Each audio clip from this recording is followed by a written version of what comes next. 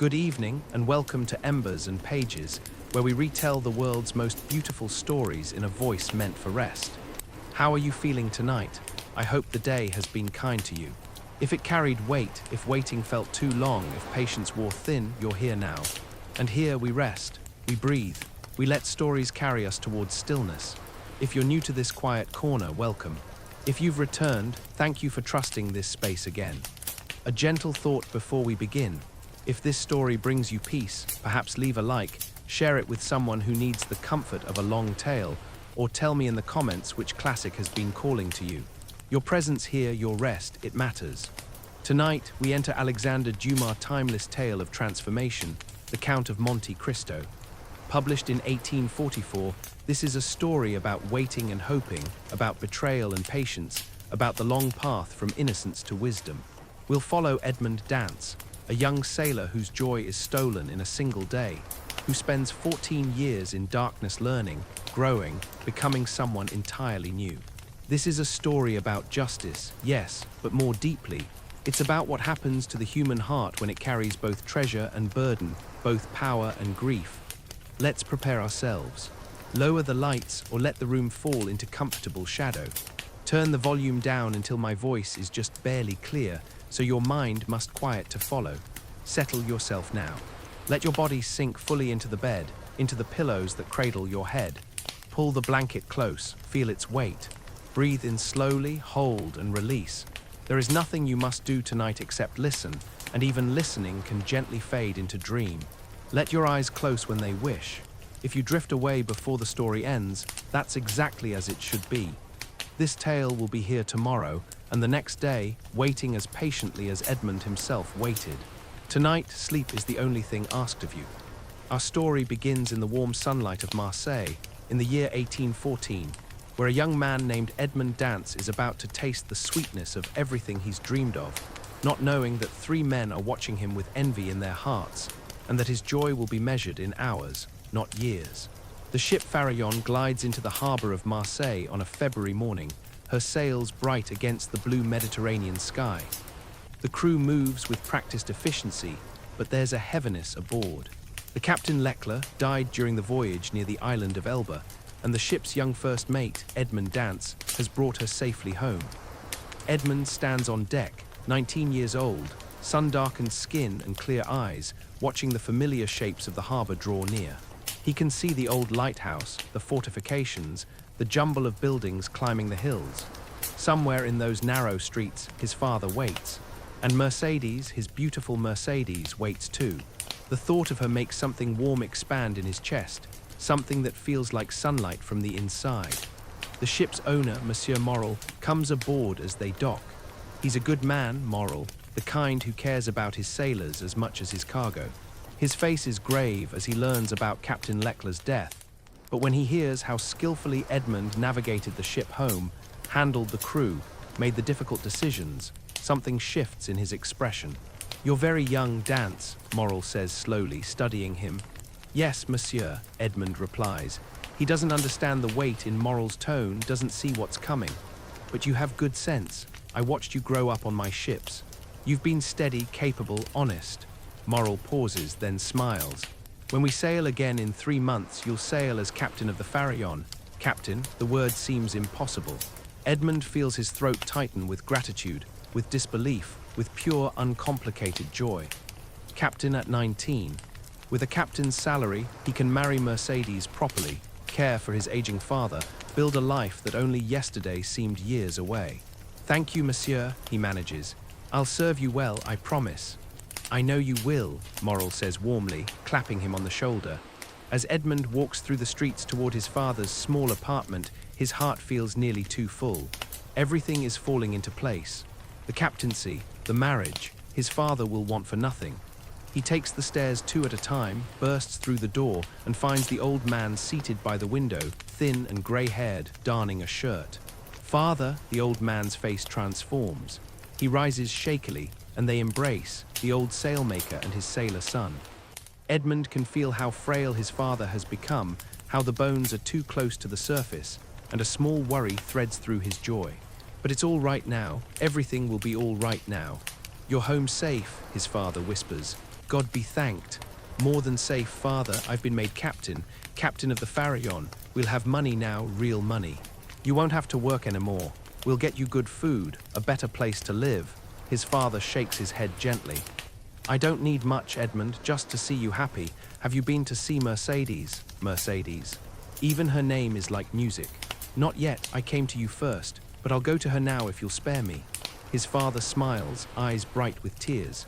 Go, go, don't keep the girl waiting. The Catalan village where Mercedes lives is a short walk from Marseille harbour, a cluster of houses where the fishermen and their families make their lives. Edmund knows the way by heart. He's walked this path 100 times, but never with such lightness, never carrying such good fortune. Mercedes is outside her small cottage, and when she sees him, she goes very still. She's beautiful in a way that makes the breath catch, dark hair loose around her shoulders, skin like honey, eyes wide and dark as night. For a moment, they simply look at one another. Then she runs to him and he catches her up, lifts her, spins her once while she laughs, a bright sound that scatters into the Mediterranean air. Edmund, you're back, you're safe, and we can marry, he says, setting her down but keeping her hands in his. Mercedes, moral has made me captain. In 3 months, when I return from my next voyage, we'll have everything we need. We can marry. Really marry, not someday, not when we've saved enough, but soon. This summer, her eyes fill, but she's smiling. Captain, oh Edmund, I'm so proud of you. Say you'll marry me. Say it again so I can hear it now today when everything is perfect. I'll marry you, she whispers. Of course I'll marry you. I've always been yours. He kisses her there in the sunlight, and the world feels whole and good and full of promise. Neither of them notices the figure watching from a distance. Fernand Mondego, a young Catalan fisherman who has loved Mercedes since childhood, who has asked her to marry him a dozen times and been gently refused, stands in the shadow of a fig tree, watching Edmund hold the woman he wants. His hands curl into fists, his jaw tightens. He says nothing, but something dark and bitter begins to grow in his heart. That evening, there's a celebration at La Réserve, a small tavern overlooking the sea. It's not a grand affair, just Edmund and Mercedes, Edmund's father, a few sailors from the Pharaon. Simple food, local wine, laughter that carries on the evening breeze. Edmund sits with his arm around Mercedes, his father nearby smiling into his wine, everything exactly as he dreamed it could be. But around a table in the corner sit 2 men who are not smiling. Danglars is the ship's supercargo, responsible for the cargo and accounts. He's older than Edmund, sharp-featured, clever with numbers and with schemes. He wanted the captaincy for himself, or at least he didn't want to see it go to a boy barely old enough to shave. He drinks his wine slowly, saying little, watching Edmund with cold calculation. Beside him sits Fernand, who followed Mercedes here and cannot tear his eyes from her. She leans against Edmund's shoulder, radiant, oblivious, lost in her happiness. Fernand's chest aches with the unfairness of it all. He's known her longer, he's loved her harder, but she chose the sailor, the lucky golden boy who gets everything. He doesn't deserve her, Fernand mutters. Danglars glances at him, interest flickering. Doesn't deserve the captaincy either. They fall silent, but it's a charged silence, the kind that precedes action. At the next table, a man named Cadraus, a tailor and a drunkard, listens with half an ear. He's not a bad man, Cadraus, just weak, the kind who goes along with things, who doesn't ask enough questions. And there's one more man present, though he's not at the celebration itself. Gérard de Villefort, the deputy prosecutor, is at home in his elegant Marseille townhouse, preparing for his own engagement party. He doesn't know Edmund Dance exists, not yet, but he will soon. And when he does, he'll make a choice that destroys an innocent man to save himself. But that's still hours away. For now, Edmund laughs with his friends, dreams of his wedding day, kisses Mercedes' temple, and believes with his whole heart that the world is just, that good things come to good people, that his happiness is safe. The stars come out over the Mediterranean, the wine flows, the night is warm and perfect, and Edmund Dance has no idea that this is the last night of his life as he knows it. Tomorrow, everything will shatter. Tomorrow, the wheels set in motion by envy and fear will crush him. But tonight, just for tonight, he is young and in love and standing at the threshold of everything he's ever wanted. The sea whispers against the rocks below the tavern. A soft wind carries the scent of salt and wild herbs. Mercedes' hand rests in his. For these few hours, the world is kind. The tavern has grown quieter now. Most of the guests have drifted home, leaving only the core group. Edmund and Mercedes, still glowing with happiness. K-Draus, drunk and melancholy. And in the corner, Danglers and Fernand, heads close together in conversation that has taken on a dangerous edge. "It's not right," Fernand says again, his voice thick with wine and bitterness. "She should have chosen me. I've known her all her life. I would have given her everything." "And he gets the captaincy without earning it," Danglers adds smoothly. "He's barely more than a boy. It should have gone to someone with experience, someone who understands the complexities of command." "Someone like you," Fernand thinks but doesn't say. He's not interested in Danglers' wounded pride. He only cares about Mercedes, about the way she looks at Edmund like he's the only man in the world. "If only he were gone," Fernand mutters. "If only something took him away." Danglers tilts his head, studying the younger man. An idea is forming, something delicate and dangerous, something that would require care. "What if something could?" Fernand looks up sharply. "What do you mean, just thinking aloud?" Danglers taps his fingers on the table. "I happened to overhear something on the voyage. When Captain Leckler was dying, he asked Edmund to stop at Elba. We weren't scheduled to stop there, but Edmund did as the captain asked. He went ashore, spent a few hours on the island." "So, what does that matter?" "Elba," Danglers repeats slowly, "is where Napoleon is exiled." The name hangs in the air between them. Napoleon, the emperor who ruled France, who conquered half of Europe, who was finally defeated and banished to that small island.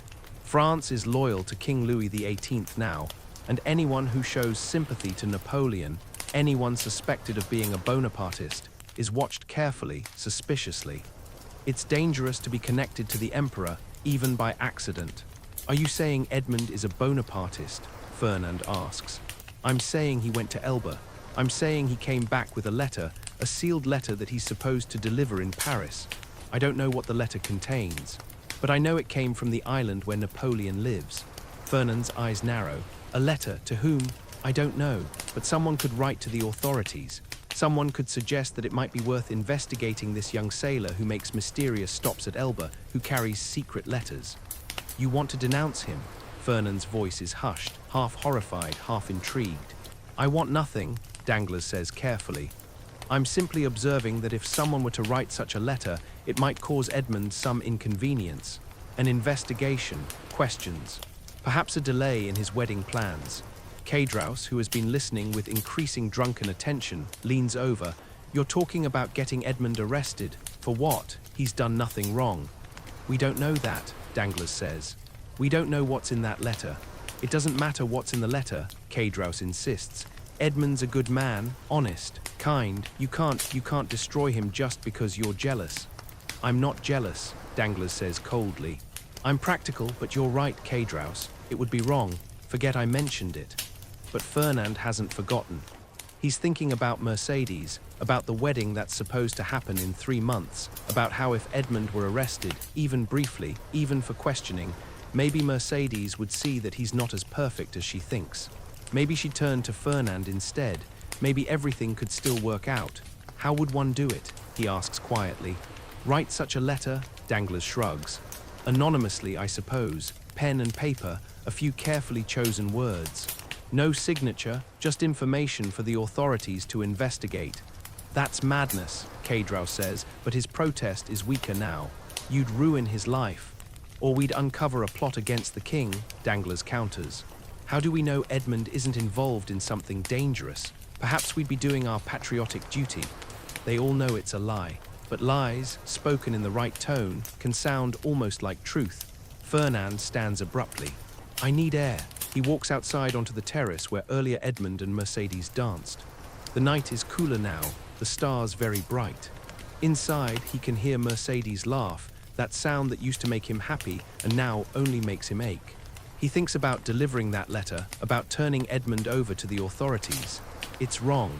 He knows it's wrong, but he wants Mercedes more than he wants to be right. Danglers follows him out, carrying pen, ink, and a sheet of paper. "One letter," he says softly. "No signature, just facts. That Edmund stopped at Elba. that he carries a letter for someone in Paris. The authorities can decide what it means. I don't know, Fernand says, but his hand is already reaching for the pen. Think of Mercedes, Danglars murmurs. Think of her married to him, lost to you forever. Think of your whole life, watching them be happy while you're alone. Fernand's fingers close around the pen. His hand shakes slightly as he brings it to the paper. Danglars dictates quietly, and Fernand writes.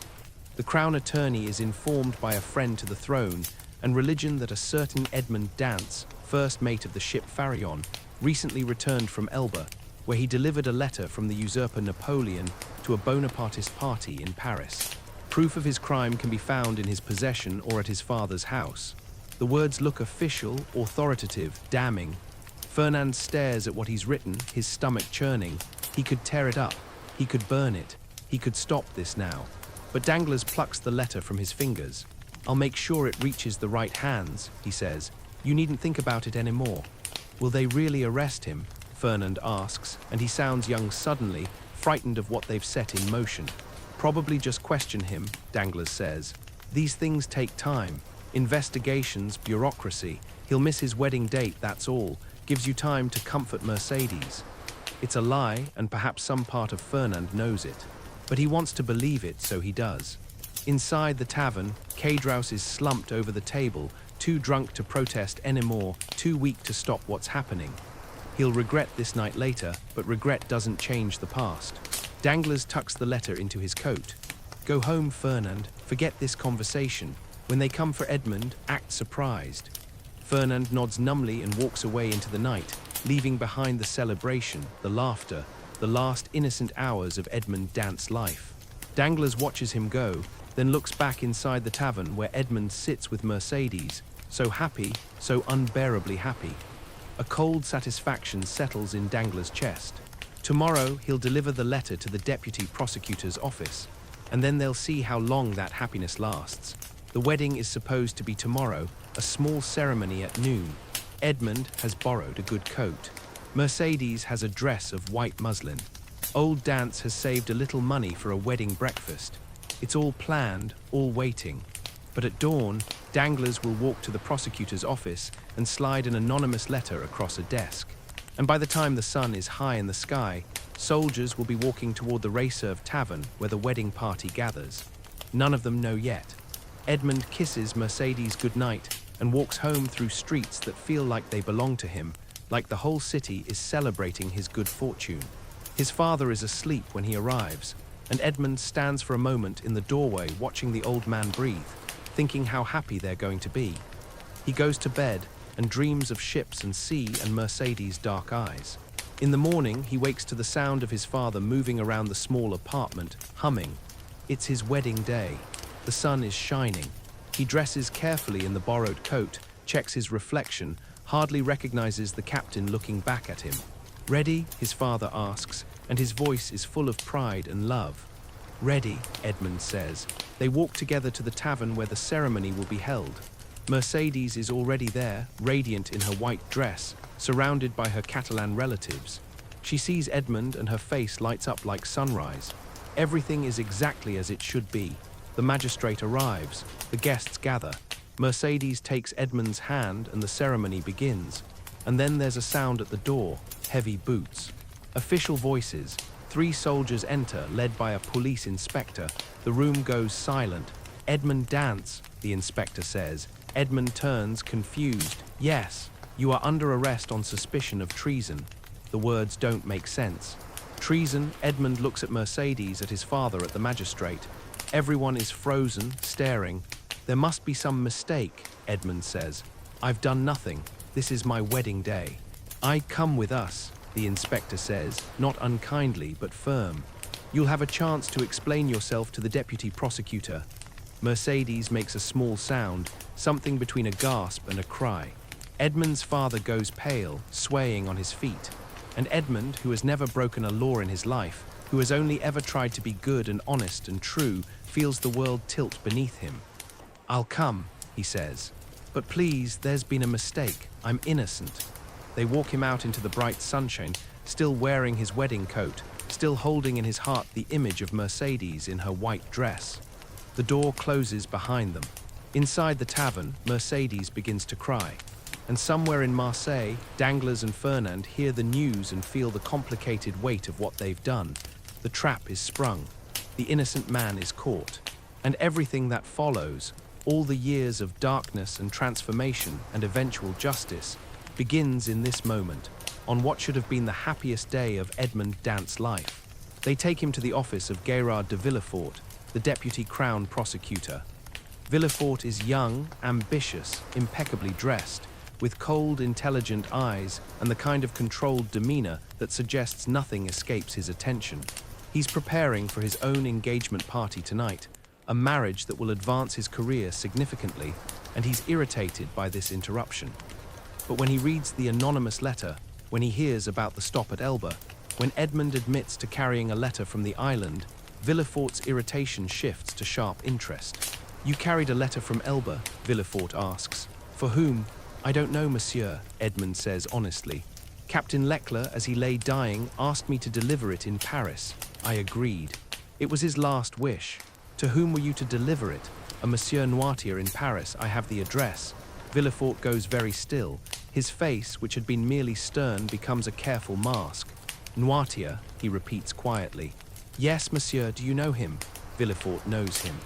Noirtier is his own father, a man known for his passionate Bonapartist sympathies, a man whose political activities are an embarrassment to Villefort's royalist career.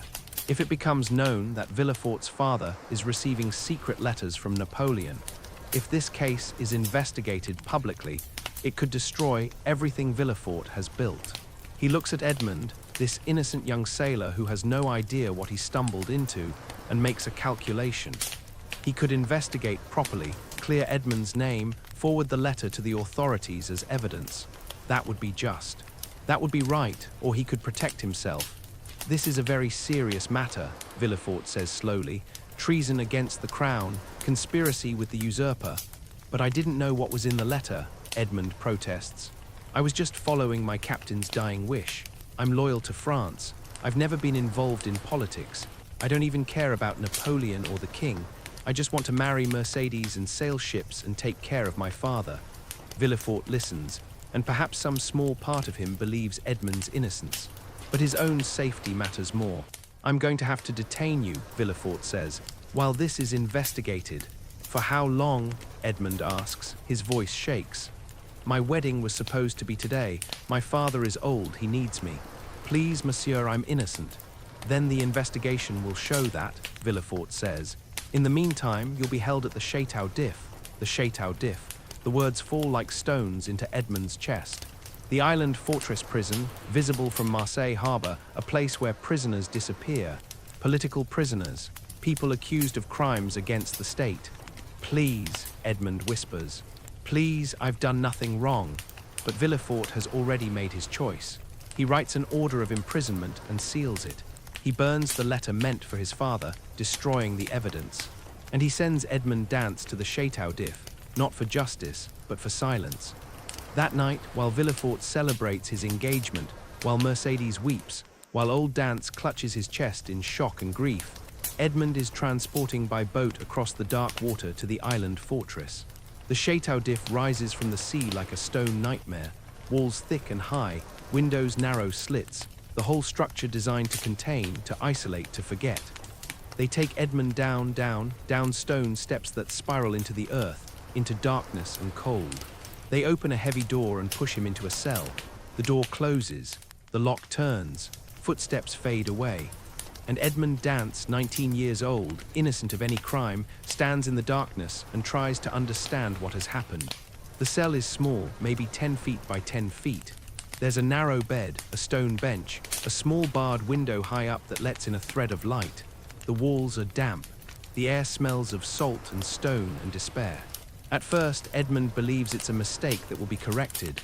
Villefort will investigate. The truth will come out. Moral will vouch for him. Mercedes will wait. His father will stay strong. Any day now, any hour, they'll come to release him. Days pass. No one comes. He shouts until his voice is raw. He pounds on the door until his hands are bruised. He prays with a desperation that feels like drowning. Weeks pass. No one comes. He marks time by the thin light from the window, the daily bowl of watery soup, the slow circuit of the sun. He thinks about Mercedes constantly, wonders if she's still waiting, if she believes in his innocence. He thinks about his father, prays the old man's heart is strong enough to bear this grief. Months pass, a year, 2 years. The isolation begins to reshape him. Hours blur together. He talks to himself, sometimes as Edmund, sometimes as Mercedes, sometimes as his father, just to hear a human voice, even if it's only his own. He exercises obsessively, walks the tiny perimeter of his cell, does push-ups and sit-ups until exhaustion pulls him into dreamless sleep. 3 years, 4 years. He begins to lose hope. Perhaps there will be no trial. Perhaps Villefort has forgotten him. Perhaps he'll die here and no one will ever know what happened to the young sailor who was supposed to be a captain. 5 years. 6 years. He cycles through rage and despair. He formulates elaborate escape plans that he knows are impossible. He prays, then stops praying because God seems to have abandoned him. The man who was Edmund Dance, the boy who loved Mercedes and dreamed of the sea, begins to fade, replaced by something harder, colder, more desperate. 7 years. 8 years. His father must be dead by now. The thought comes to him one day, clear and terrible. Old Dance was frail, and grief would have killed him. Edmund weeps for the first time in years, curled on his stone bed, mourning the father he never got to say goodbye to. And Mercedes. She must have married someone else. Of course she did. She's young and beautiful. She couldn't wait forever. Maybe she married Fernand. Maybe she forgot about Edmund entirely. Maybe she's happy. The thought should make him angry, but he's too tired for anger. He just wants her to be happy, even if it's not with him. 9 years, 10 years. He begins to think about dying, not suicide exactly, but a kind of surrender. Stop eating, stop fighting. Let the darkness take him. It would be easier than continuing to endure. 11 years, 12 years. The cell is his whole world now. He knows every stone, every crack in the walls, every way the light moves through the tiny window. He's become a creature of silence and shadow, barely human anymore. 13 years. And then one day he hears something. A sound he's never heard before in all his years of isolation. A scratching sound. Faint, rhythmic, deliberate. It's coming from the wall. At first he thinks he's imagining it, that loneliness has finally broken his mind completely. But he presses his ear to the stone, and yes, there it is. Scratching, scraping, like metal against stone. Someone is digging. Someone is in the cell next to his, trying to tunnel out. Hope, which Edmund thought was dead, flickers back to life. He grabs his water jug, the only metal object he has, and strikes the wall, 3 deliberate taps. Silence, then from the other side, 3 taps in return. Another prisoner, another human being. After 13 years of absolute solitude, Edmund is not alone. He begins to tap messages, simple patterns, trying to communicate. The other prisoner taps back. They develop a rhythm, a code of sorts. It's not language exactly, but it's contact, connection, proof that both of them still exist. Weeks pass. The scratching continues, growing louder, closer. Whoever is digging is making progress. And then, late one night, a section of the wall shifts. Stones loosen. A hole opens, small at first, then wider, and through the hole crawls a man. He's old, rail-thin, with a long white beard and eyes that burn with fierce intelligence. He's filthy from the tunnel, gasping from the effort, but he's grinning like he's just conquered the world.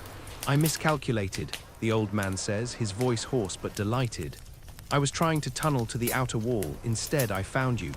Edmund can only stare. A person, an actual person, speaking to him. "You're real," Edmund whispers. "As real as you are, my boy. I am the Abbé Faria. And you are Edmund Dance." "Well, Edmund Dance," the Abbé says, settling himself on the stone floor like he's arrived for a pleasant visit. "It seems we are neighbors. Tell me, how long have you been here?" 13 years, Edmund says, and his voice breaks on the number. The Abbé's expression softens. "That's a long time to be alone, but you're not alone anymore. What would you say to some company? Some conversation, some education. Education. I was a priest, a scholar, a teacher before they locked me here," Faria says. "I know languages, science, history, philosophy.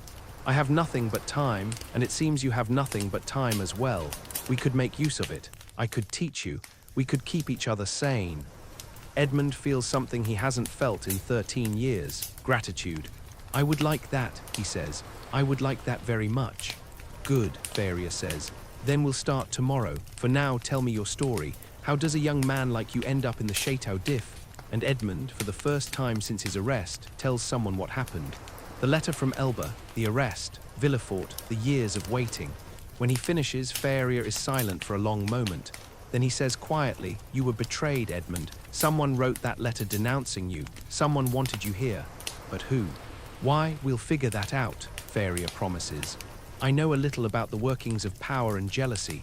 Between the two of us, we'll find the truth." And for the first time in 13 years, Edmund Dance feels something like hope. The abbé crawls back through the tunnel to his own cell, promising to return. Edmund lies on his bed, staring at the hole in the wall, hardly daring to believe that everything has changed. He's not alone anymore. And somehow that changes everything. The abbé becomes Edmund's teacher, his companion, his reason to stay sane. Every night, Faria crawls through the tunnel they've widened together, and they sit in Edmund's cell or Faria's, talking for hours by the dim light of an improvised lamp. Faria teaches Edmund languages first. Italian, which Faria speaks like a native. Spanish, which flows like music. English, awkward and angular but useful. German, which Edmund finds difficult but masters anyway. Latin and Greek, the languages of scholars and ancient texts. Edmund absorbs everything with a hunger that surprises even himself. His mind, dormant for 13 years, wakes up ravenous. They study mathematics next.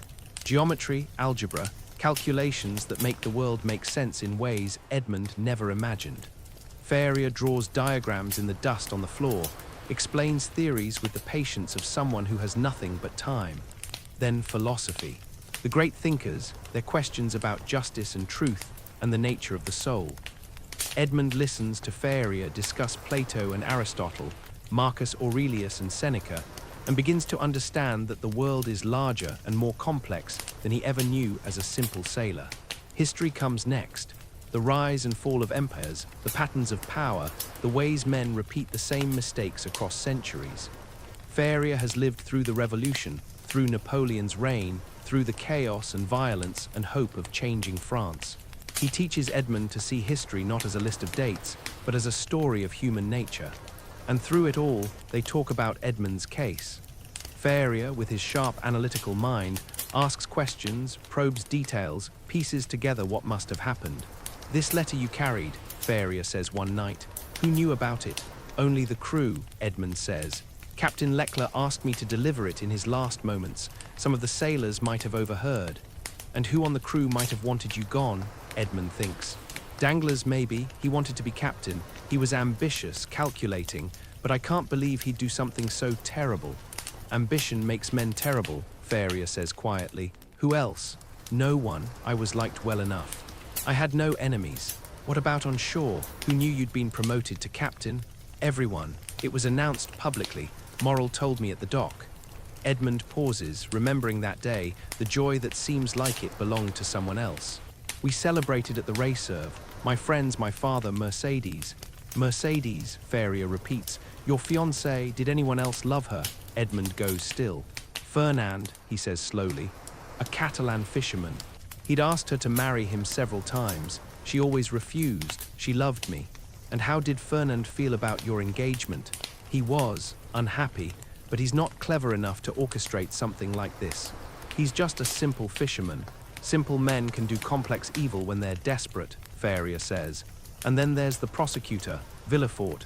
You said his face changed when you mentioned the name Noirtier." "Yes. He became very cold, very careful." Faria nods slowly. "Noirtier is a famous Bonapartist.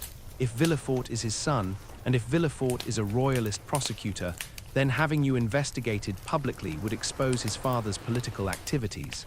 He sacrificed you to protect himself." The words hit Edmund like a physical blow. "He knew I was innocent, almost certainly, and he sent you here anyway." Edmund feels rage building in his chest, hot and bitter. "3 men," he says, "Danglars, Fernand and Villefort, they destroyed my life. For what? Jealousy, ambition, fear?" "Yes," Faria says simply. "Men have done worse for less." I want them to pay, Edmund says, and his voice is hard, cold, nothing like the gentle sailor he used to be. I want justice. Justice or vengeance? Faria asks quietly. Is there a difference? Perhaps, perhaps not. But Edmund, if you ever get out of here, if you ever have the chance to face these men, you'll need more than anger. You'll need patience. Planning, resources. I have nothing, I'm a prisoner, I'll die here. Perhaps, Faria says. Or perhaps not. I've been working on a plan for years. An escape. I've tunneled halfway through the outer wall. With two of us working together, we might manage it. Hope flares in Edmund's chest. You think we can escape? I think we can try, but it will take time. And in the meantime, I'll continue your education. If we succeed, you'll need to be more than a sailor. You'll need to move in society, to understand power, to be worthy of the fortune that awaits you. Fortune? Edmund asks, confused. Faria smiles, a strange, secretive smile. I haven't told you everything about myself yet. There's time. We have nothing but time. Over the next year, they dig. They widen the tunnel, extend it toward the outer wall, work in shifts so one can rest while the other scrapes away at the stone. It's exhausting, dangerous work. The guards could discover them at any moment. The tunnel could collapse. But it gives Edmund purpose, something he hasn't had in 14 years. And Faria continues teaching. They discuss theology and poetry, art and music, the structure of governments and economies. Edmund learns to fence with makeshift wooden swords. He learns the manners of aristocrats, how to hold a wine glass, how to bow to a lady, how to navigate the complex social rules of the upper classes.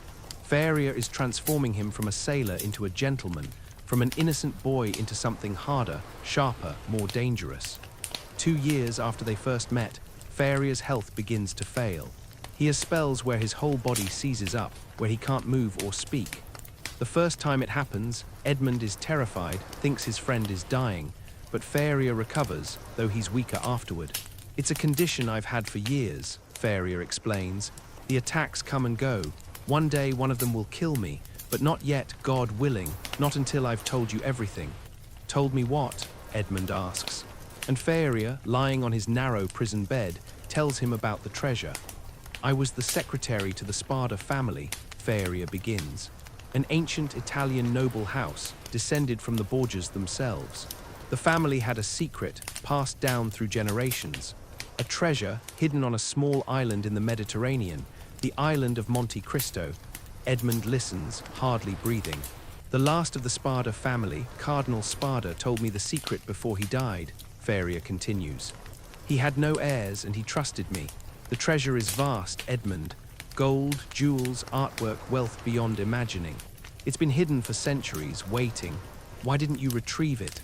I tried, but I was arrested before I could. The authorities thought I was mad when I spoke of treasure. They sent me here to rot, but I know where it is. I've memorized the directions, the landmarks, the exact location, and I'm giving it to you.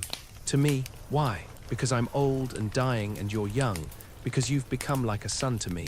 Because if you escape, if you find the treasure, you'll have the power to have your justice, or your vengeance, whichever you choose. Faria teaches him every detail, the coordinates, the cave systems, the way the island looks from the sea. He makes Edmund repeat it back until it's burned into his memory.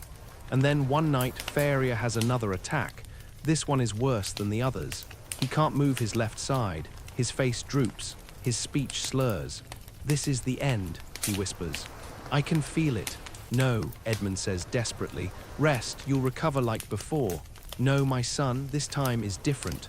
Faria grips Edmund's hand with his remaining strength. Listen to me. When I die, they'll come to take my body. They'll sew it in a burial shroud and throw it into the sea. That's what they do here with dead prisoners. Don't talk about dying. Listen. When they come for my body, you must take my place. Crawl through the tunnel, lie in my bed, let them sew you into the shroud. They'll carry you out, throw you into the sea. You'll have a knife hidden in the shroud. Cut yourself free once you're in the water and swim to shore. It's your only chance. I can't leave you, Edmund says, tears streaming down his face.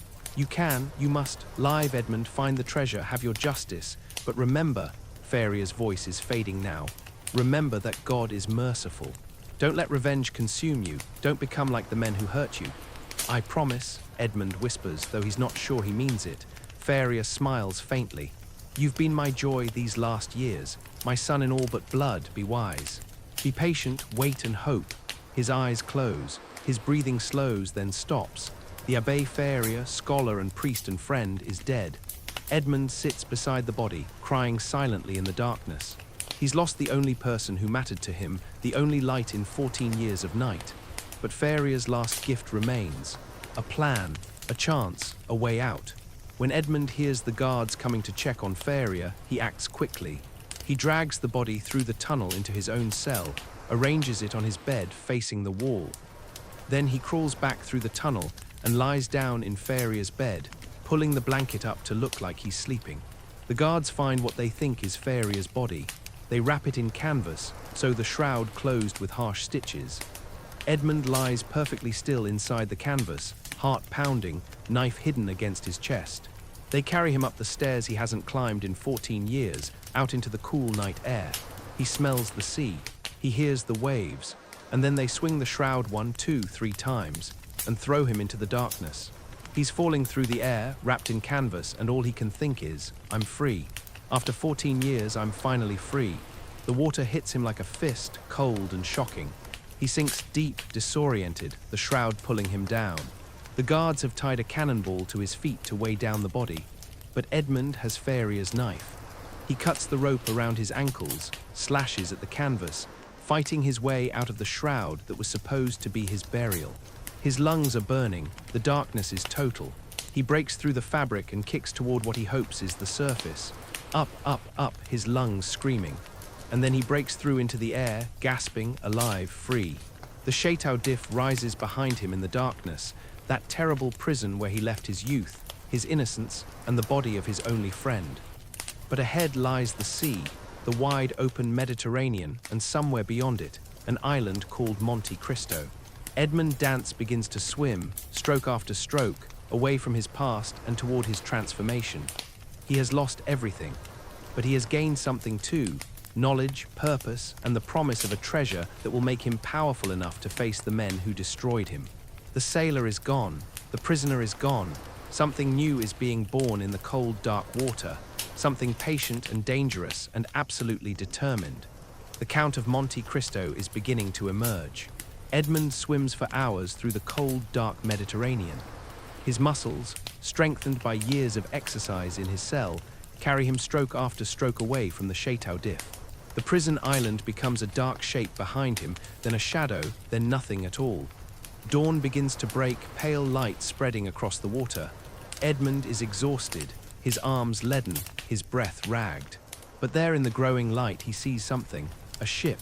A small smuggling vessel, sails slack, anchored near a cluster of rocks. He changes direction, swimming toward it with the last of his strength. When he's close enough, he calls out, his voice hoarse and desperate.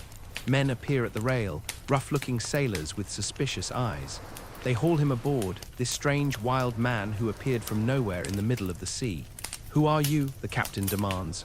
Edmund thinks quickly. He can't tell them the truth, can't say he's an escaped prisoner. My name is Abbé Busoni, he says, taking Faria's title, transforming it. My ship was wrecked in the storm last night. I'm the only survivor. There was no storm, but the sailors don't know that. They give him water, rough clothes, a place to rest. They're smugglers, men who live outside the law, and they appreciate a good lie when they hear one. Edmund sails with them for weeks, working hard, proving himself useful. They accept him as one of their own, this quiet, intense man who never talks about his past. And all the while, Edmund is watching, learning, planning. He learns about navigation again, but with skills far beyond what he knew as a young sailor. He learns about commerce, about black markets, about how money moves through the shadow economies of the Mediterranean. He learns to fight with knives and fists, learns the brutal practical combat of men who live by violence. And he waits, patient as Faria taught him to be. One day, the smuggling ship anchors near a small island to take on fresh water. The captain mentions the name casually. We're near Monte Cristo. Nothing there but rocks and wild goats. Edmund's heart begins to pound. Monte Cristo, the treasure island, it's real, it's here. I've heard of it, Edmund says carefully. Good hunting, maybe. Goats, if you want them, the captain says. We'll be here 2 days for repairs. Take a boat if you want to hunt. Edmund takes a small boat and rows to the island alone. It's barren, rocky, exactly as Faria described. Steep cliffs, sparse vegetation, the cry of seabirds. He pulls the boat onto a narrow beach and begins to search. Faria's instructions echo in his memory. The eastern side of the island, a formation of rocks shaped like a giant's chair. A cave hidden behind fallen boulders. Edmund searches for hours under the hot sun, and then he finds it. The rocks, exactly as Faria described, weathered and ancient. Behind them, partially concealed, a dark opening. He moves the boulders with strength born of desperation. The opening widens. He lights a torch made from driftwood and steps into the darkness. The cave tunnels deep into the island's heart. Edmund follows Faria's directions. 50 paces straight, turn left at the fork, look for the marking on the wall. There, carved into the stone, almost invisible with age, the Spada family crest. Behind the marking, more rocks. Edmund digs with his bare hands, pulling away stone after stone. And then his fingers touch something different. Wood, a chest. He pulls it free, drags it into the torchlight, and with shaking hands opens the lid. Gold. Pure gold coins, Spanish doubloons and French louis d'or, glinting in the flickering light. Edmund stares, hardly believing what he's seeing. He digs deeper into the chest.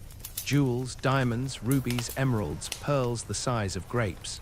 Beneath the first chest he finds another, and another, silver ingots, ancient Roman coins, Renaissance artwork rolled in oilcloth, necklaces that must have graced the throats of queens, rings that could ransom kingdoms. Faria wasn't mad. The treasure is real, and it's more vast than Edmund ever imagined. He sits in the cave surrounded by unimaginable wealth, and for a moment he simply breathes. 14 years in prison, everything stolen from him, and now this. Enough wealth to do anything, to become anyone, to have any revenge he desires. He thinks of Danglars who wanted money. He thinks of Fernand who wanted status. He thinks of Villefort who wanted power. And he thinks, now I can take it all from them. Now I can make them pay.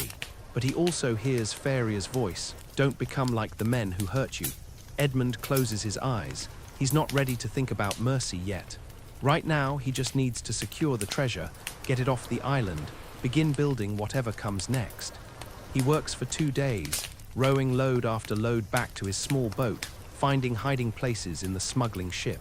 He tells the crew he found some ancient coins, sells them a few pieces to explain his sudden wealth.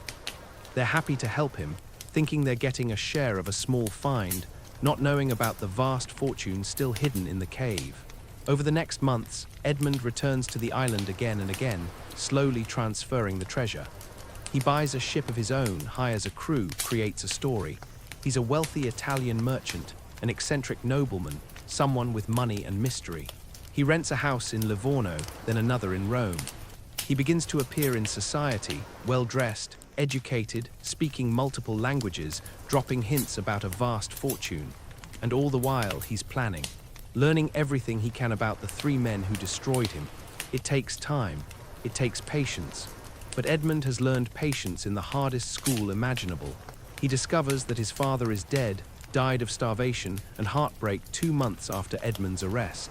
The news breaks something in him, a grief so profound he can barely breathe.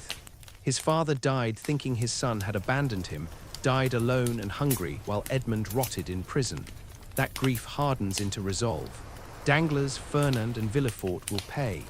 He learns that Mercedes married Fernand, that she's now the Countess de Morcerf, living in Paris with a son named Albert. The knowledge should hurt, but Edmund feels strangely numb. She waited a few years, then accepted Fernand's proposal. He can't blame her. She thought Edmund was dead or worse, a traitor. She had to survive. But Fernand took advantage of Edmund's destruction to claim Mercedes. That debt will be paid. He learns that Danglars became wealthy, is now a baron and a banker in Paris, trusted with other people's fortunes. That Villefort rose to become the crown prosecutor, powerful and feared, married with a family. They're all in Paris now. Successful, respected, living the lives they built on Edmund's ruined one. Edmund spends 10 years preparing. He travels the world, investing the treasure wisely, multiplying his fortune. He takes on different identities. Lord Wilmore, an eccentric English nobleman. Abbé Busoni, an Italian priest, Sinbad the sailor, a mysterious merchant.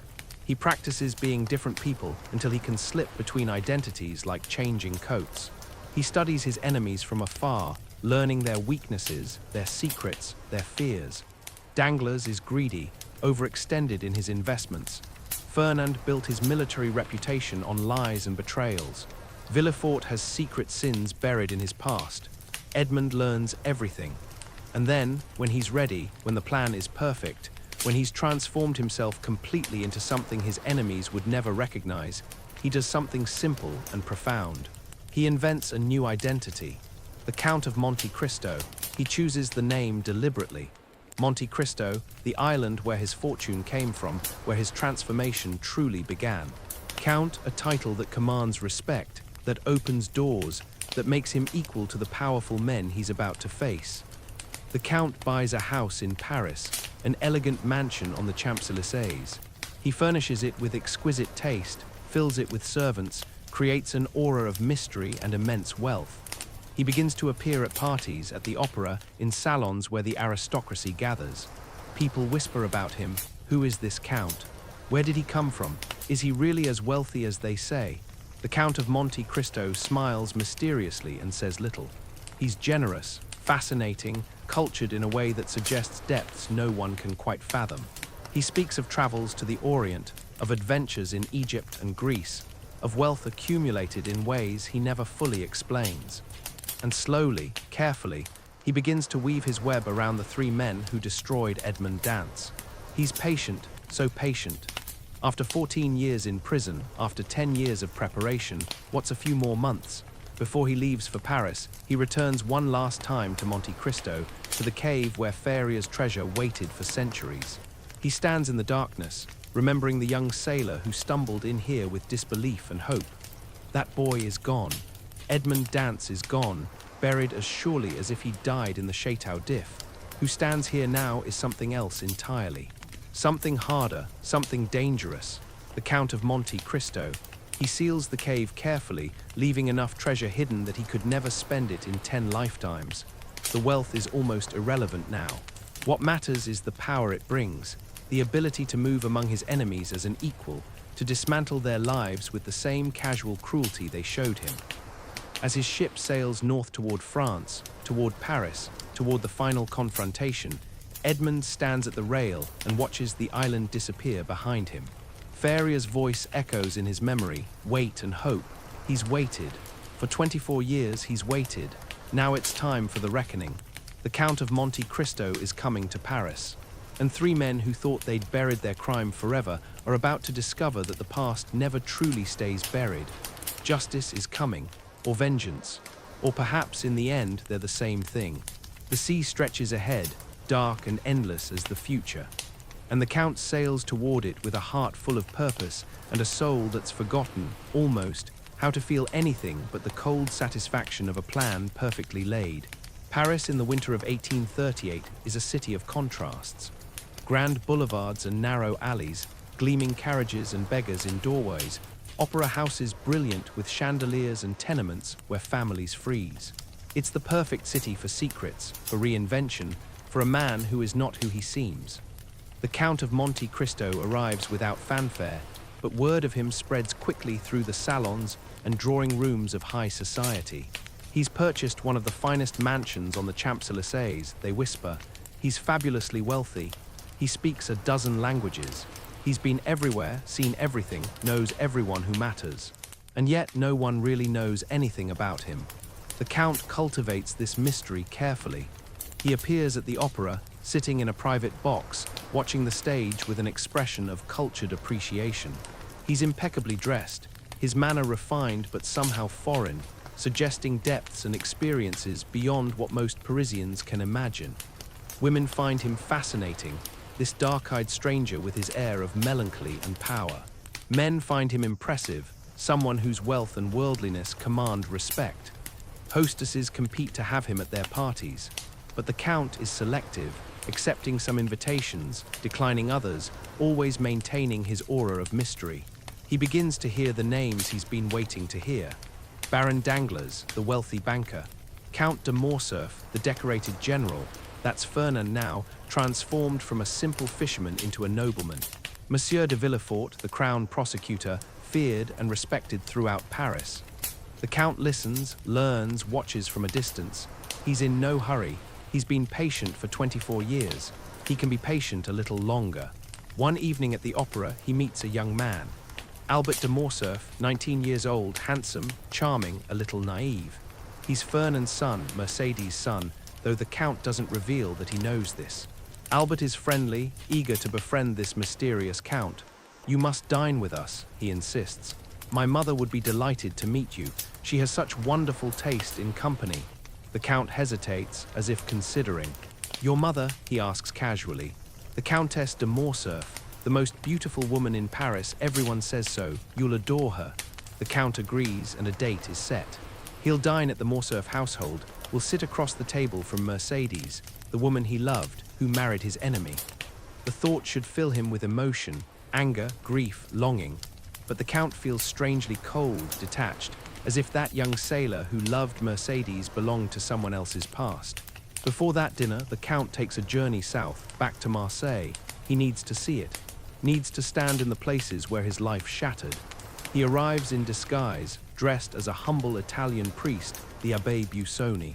No one recognizes him. Why would they? Edmond Dantès was a boy when he left. The Count is a man approaching 40, weathered and world-weary, bearing no resemblance to the joyful young sailor. He walks through the streets where he used to run as a child, past the shipping office where Morel worked, Morel, who was kind to him, who tried to help after the arrest. The Count makes a note. Morel must be rewarded when the time is right. He climbs the narrow stairs to his father's old apartment.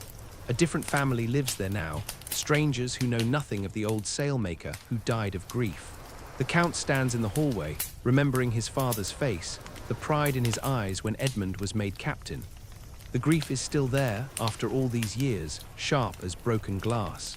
He visits La Réserve, the tavern where his engagement party happened, where Danglars and Fernand plotted his destruction. It's still there, still serving wine and fish to sailors and merchants.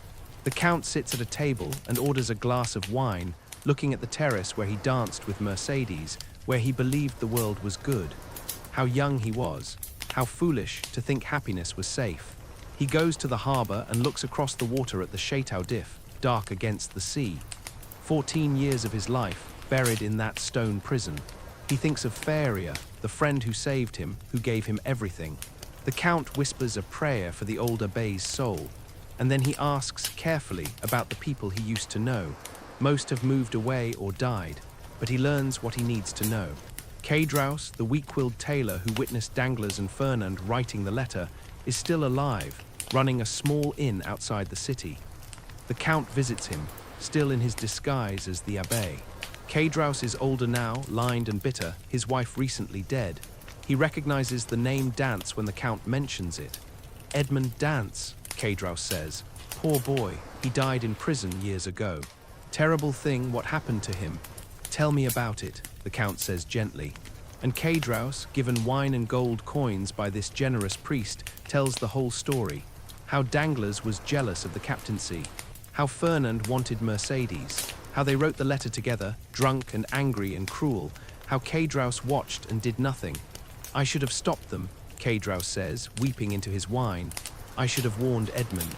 But I was afraid and drunk, and I told myself it wasn't my business.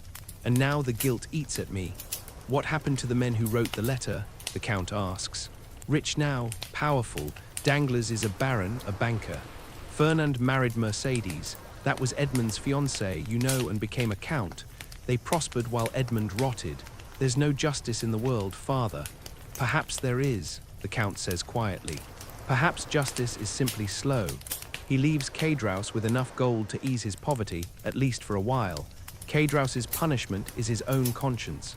That's almost enough. But the other two, Danglars and Fernand and Villefort, who condemned an innocent man to save himself, they haven't suffered at all.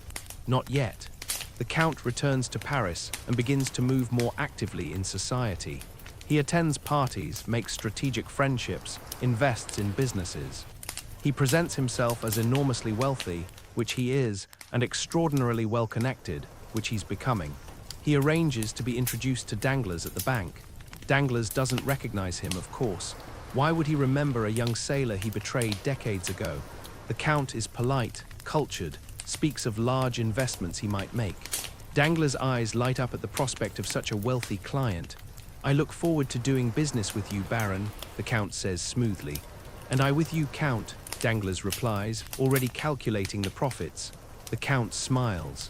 Danglars has no idea that the man shaking his hand is the ghost of Edmund Dance, come back to destroy him. Next, the Count arranges the dinner at the Morcerf residence. He dresses with particular care that evening, knowing he's about to face Mercedes for the first time in 24 years. The Morcerf mansion is elegant, tastefully furnished, a home that speaks of wealth and status. Fernand, now General Count de Morcerf, greets the Count of Monte Cristo with military stiffness. He's older, heavier, his face harder than the young Catalan fisherman, but the Count can still see traces of the man who stole Mercedes. And then Mercedes enters the room. She's still beautiful, though time has touched her too. There's silver in her dark hair, fine lines around her eyes, but she carries herself with a grace that takes the Count's breath away. "Mother," Albert says, "may I present the Count of Monte Cristo?" The Count bows. Mercedes extends her hand and he kisses it formally. Their eyes meet, and in that moment something passes between them, a flicker of recognition, perhaps, a sense of something familiar in this stranger's gaze. Mercedes goes very still, studying his face with an intensity that makes the Count's heart pound, but then the moment passes. She smiles politely, the perfect hostess. "Welcome to our home, Count. We're delighted to have you." "The pleasure is mine, Countess," he says, and his voice is steady, betraying nothing. They sit down to dinner. Fernand talks about his military career, dropping names of battles and victories. The Count listens politely, knowing that some of those victories are built on lies, on betrayals that the Count has already researched thoroughly. Albert chatters excitedly about his travels, his friends, his dreams of adventure. He's a good young man, the Count can see, innocent and sincere, nothing like his father. And Mercedes sits quietly, occasionally glancing at the Count when she thinks he's not looking. She's troubled by something, unsettled, though she can't name what.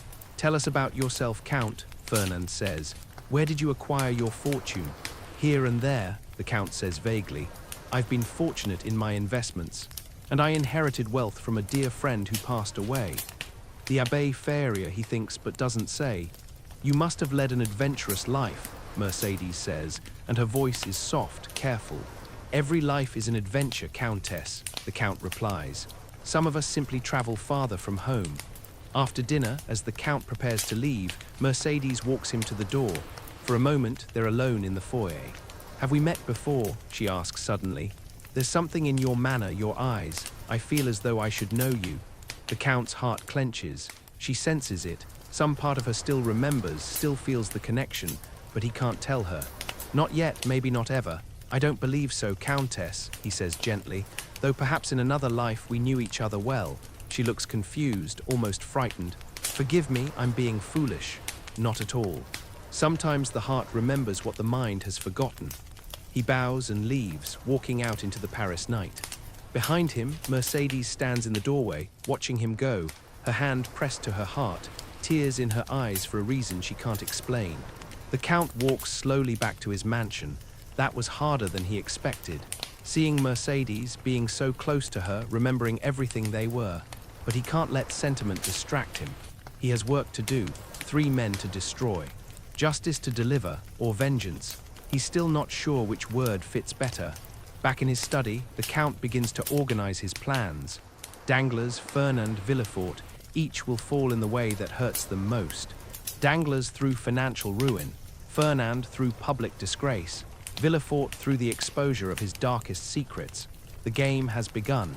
The pieces are moving into place. And Edmund Dance, who no longer exists, who died in the Château d'If, is about to show 3 guilty men what it means to face the consequences they thought they'd escaped forever. The Count of Monte Cristo smiles in the darkness. Patience and planning, that's all it takes, and he has both in abundance. The Count of Monte Cristo becomes a fixture of Parisian high society over the following months. His presence is magnetic, his wealth undeniable, his mystery irresistible. Invitations arrive daily at his mansion. Everyone wants the Count at their parties, their dinners, their salons, and the Count accepts selectively, always with purpose. He cultivates Albert de Morcerf deliberately, becoming the young man's friend and mentor. Albert is charming, eager, hungry for adventure and experience. He reminds the Count painfully of who Edmond Dantès used to be, innocent, trusting, believing the world was fundamentally good. "You're like an older brother to me," Albert tells the Count one day. "I admire you so much. Your wisdom, your travels, your understanding of the world." The Count feels a twist of guilt. Albert is a good young man, and he's Fernand's son, which means the Count's plans will hurt him too. But Albert is also Mercedes' son, and some buried part of the Count's heart still cares about Mercedes' happiness. He pushes the guilt aside. Collateral damage, he tells himself. Sometimes the innocent suffer when justice is served. Through Albert, the Count deepens his connection to the Morcerf family.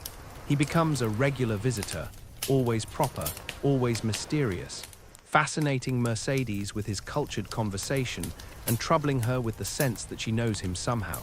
Fernand watches the Count with a soldier's suspicion, but he can't identify any threat.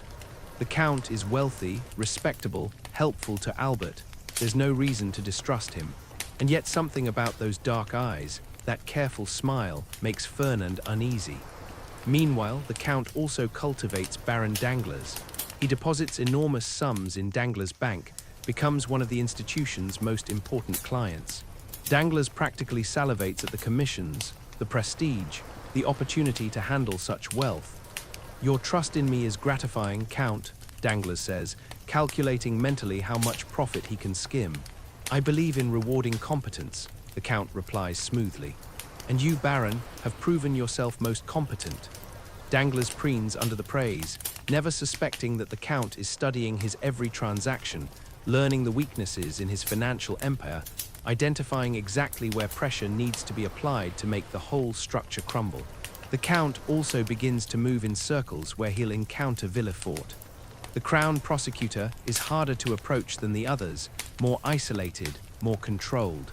His reputation is formidable, stern, incorruptible, terrifying in the courtroom, but the Count is patient. He learns Villefort's habits, his social obligations, his family structure. Villefort has a young second wife, a son from his first marriage, a household that appears respectable from the outside.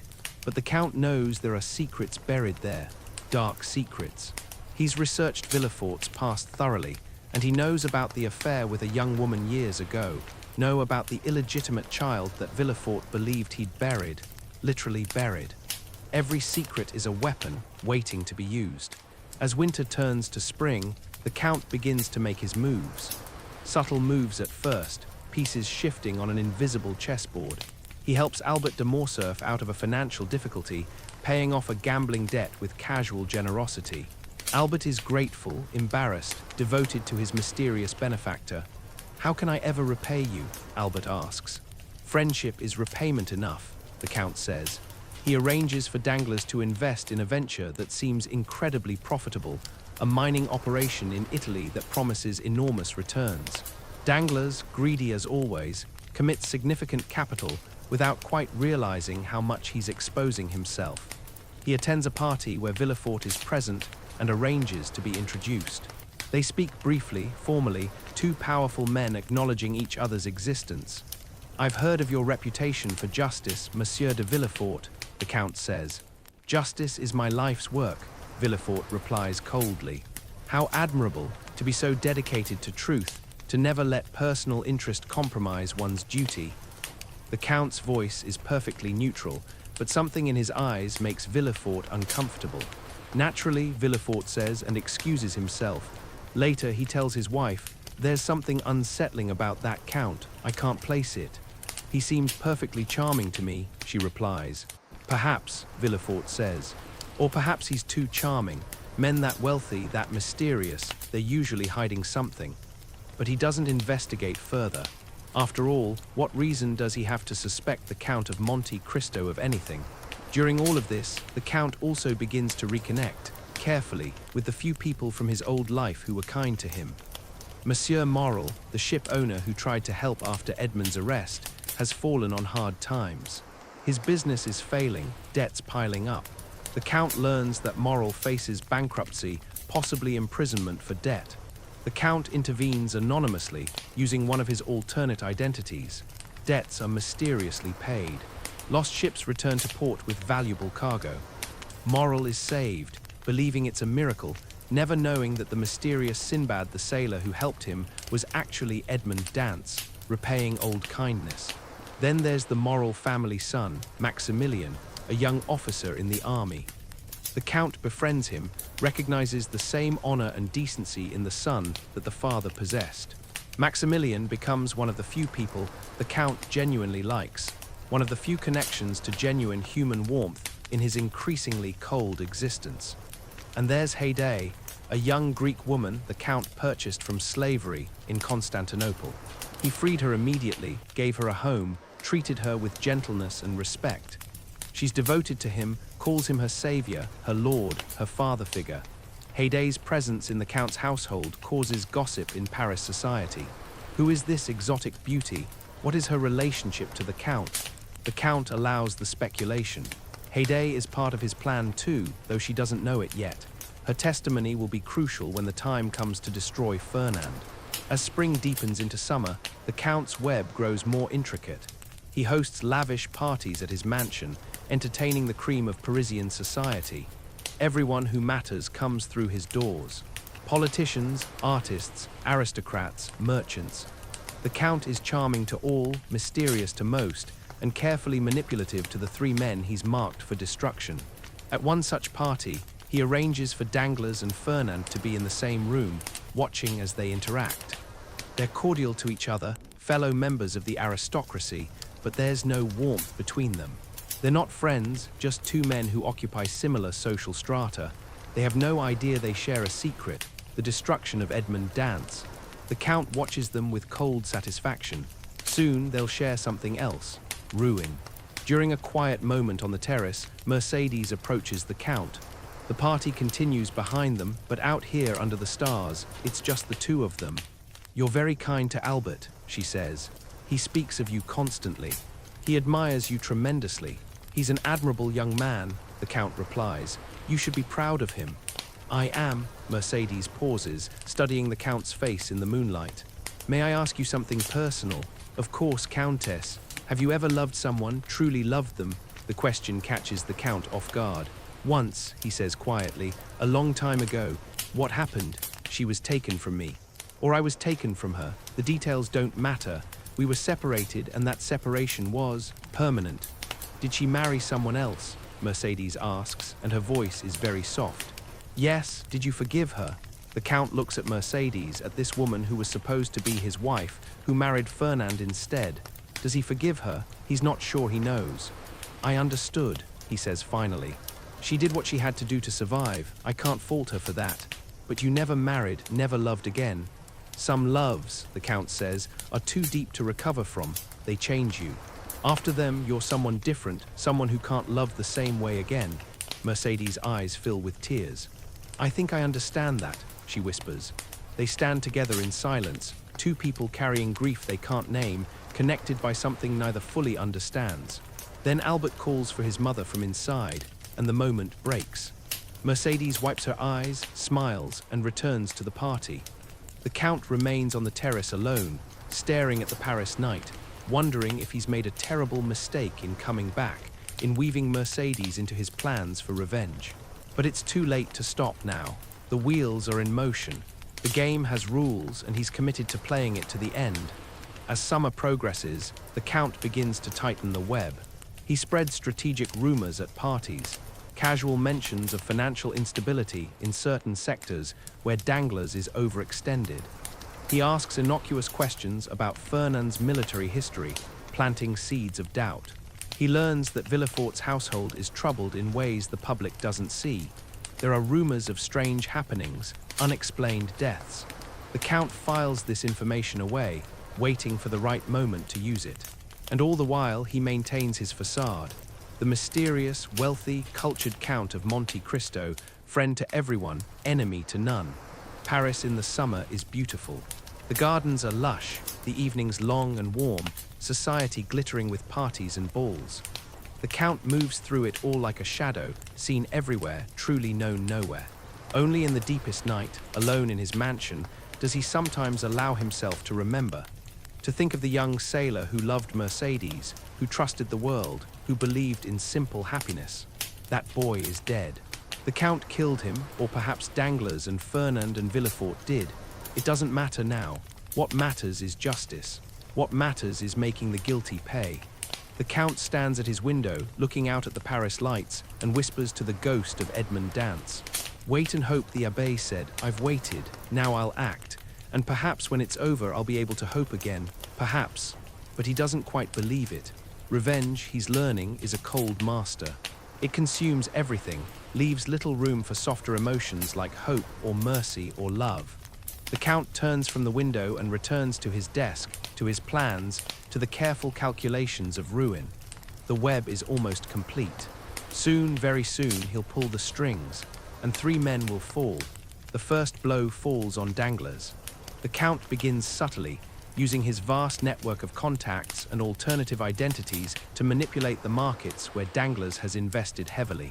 The Italian mining venture that seemed so profitable begins to show problems. Reports filter back to Paris. The mines are played out, the ore is poor quality, the whole enterprise is failing. Danglars begins to sweat. He's invested not just his own money, but funds from the bank, money entrusted to him by depositors. If the mines fail completely, he'll be exposed, possibly ruined. He goes to the Count, who is one of his largest depositors, seeking advice, reassurance, perhaps a loan to cover his exposure. "These things happen in business," the Count says sympathetically. "Markets fluctuate, investments sour. The key is not to panic. Easy to say when you have unlimited wealth," Danglars mutters. "Not unlimited," the Count corrects gently. "But I've learned to be prudent. Baron, if I may offer advice, diversify. Don't rely too heavily on any single venture." But Danglars is already too committed. The Count knows this because he studied Danglars' books, bribed clerks to show him the records. Danglars is overextended in a dozen directions, balanced precariously on credit and confidence. And the Count is about to destroy that confidence. Through his agents, the Count spreads rumors in financial circles. "Have you heard about Danglars' bank? They say he's in trouble. They say he's gambling with depositors' money. They say the bank might not be sound." At first, it's just whispers. But whispers in financial markets can become stampedes. A few smaller depositors withdraw their funds, then a few more. Danglars reassures everyone, but there's panic in his eyes now. The Count watches this with cold satisfaction, remembering the young sailor who lost everything because Danglars was ambitious, jealous, cruel. Then the Count makes his decisive move. He withdraws all his deposits from Danglars' bank. It's an enormous sum, a withdrawal that visibly shakes the institution's reserves. "Why?" Danglars asks desperately. "Have I offended you in some way, Count?" "Not at all," the Count says smoothly. "I'm simply redistributing my assets. Business, Baron, surely you understand. But the timing, with the rumors, with the uncertainty in the markets, people will see this as a vote of no confidence. Then perhaps you should shore up confidence through sound financial management," the Count suggests. Danglars stares at him, and for the first time something like suspicion enters his eyes. But it's too late. The damage is done. Within days, there's a run on the bank. Depositors line up to withdraw their money. Danglars tries to meet the demand, but his reserves can't handle it. He's forced to default on certain obligations. His creditors begin to circle, demanding payment. The Baron, who was so wealthy, so respected, so secure in his riches, watches his empire crumble in a matter of weeks. He goes to the Count one last time, abandoning pride, begging for help. "A loan," Danglars pleads. "Just enough to stabilize. I'll pay you back with interest. I'll give you anything you want." The Count looks at this man who destroyed Edmond Dantès for the captaincy of a ship, who condemned an innocent boy to 14 years in prison over professional jealousy. He thinks about the abbé's words, "Don't become like the men who hurt you." But he's not like them. What he's doing is justice, not cruelty. Danglars deserves this. Danglars needs to understand what it feels like to lose everything. "I'm afraid I can't help you, Baron," the Count says. "My capital is otherwise committed." Dangler's face crumbles. "You're doing this deliberately," he whispers. "You're destroying me. Why? What did I ever do to you?" The Count almost tells him, almost says, "You wrote a letter that destroyed a young sailor's life. You never thought about him again, but he thought about you every day for 24 years. This is justice." But instead, he just says, "Business is business, Baron. Surely you've said the same to men you've ruined." He leaves Dangler standing in his failing bank, surrounded by panicking clerks and demanding creditors, and feels not satisfaction exactly, but a kind of cold completion. One debt paid. The financial ruin of Dangler's becomes the scandal of Paris. The Baron is forced to flee his creditors, to leave France in disgrace. The Count arranges for him to be cheated, robbed, reduced to utter poverty in foreign lands. Every step of Dangler's descent is orchestrated by the Count's long reach. Eventually, word reaches Paris that Dangler's has been found in a miserable Italian port, destitute, broken, begging for bread. The man who loved money above all else has lost every coin. The Count receives this news in his study. One down, two to go, but already something is starting to trouble him. The satisfaction he expected to feel, the triumph, the sense of justice served, it's muted, hollow.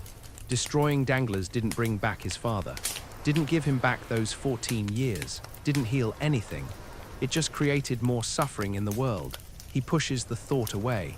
Dangler's deserved what he got, and Fernand and Villefort deserve what's coming to them. Meanwhile, the Count begins to tighten the noose around Fernand.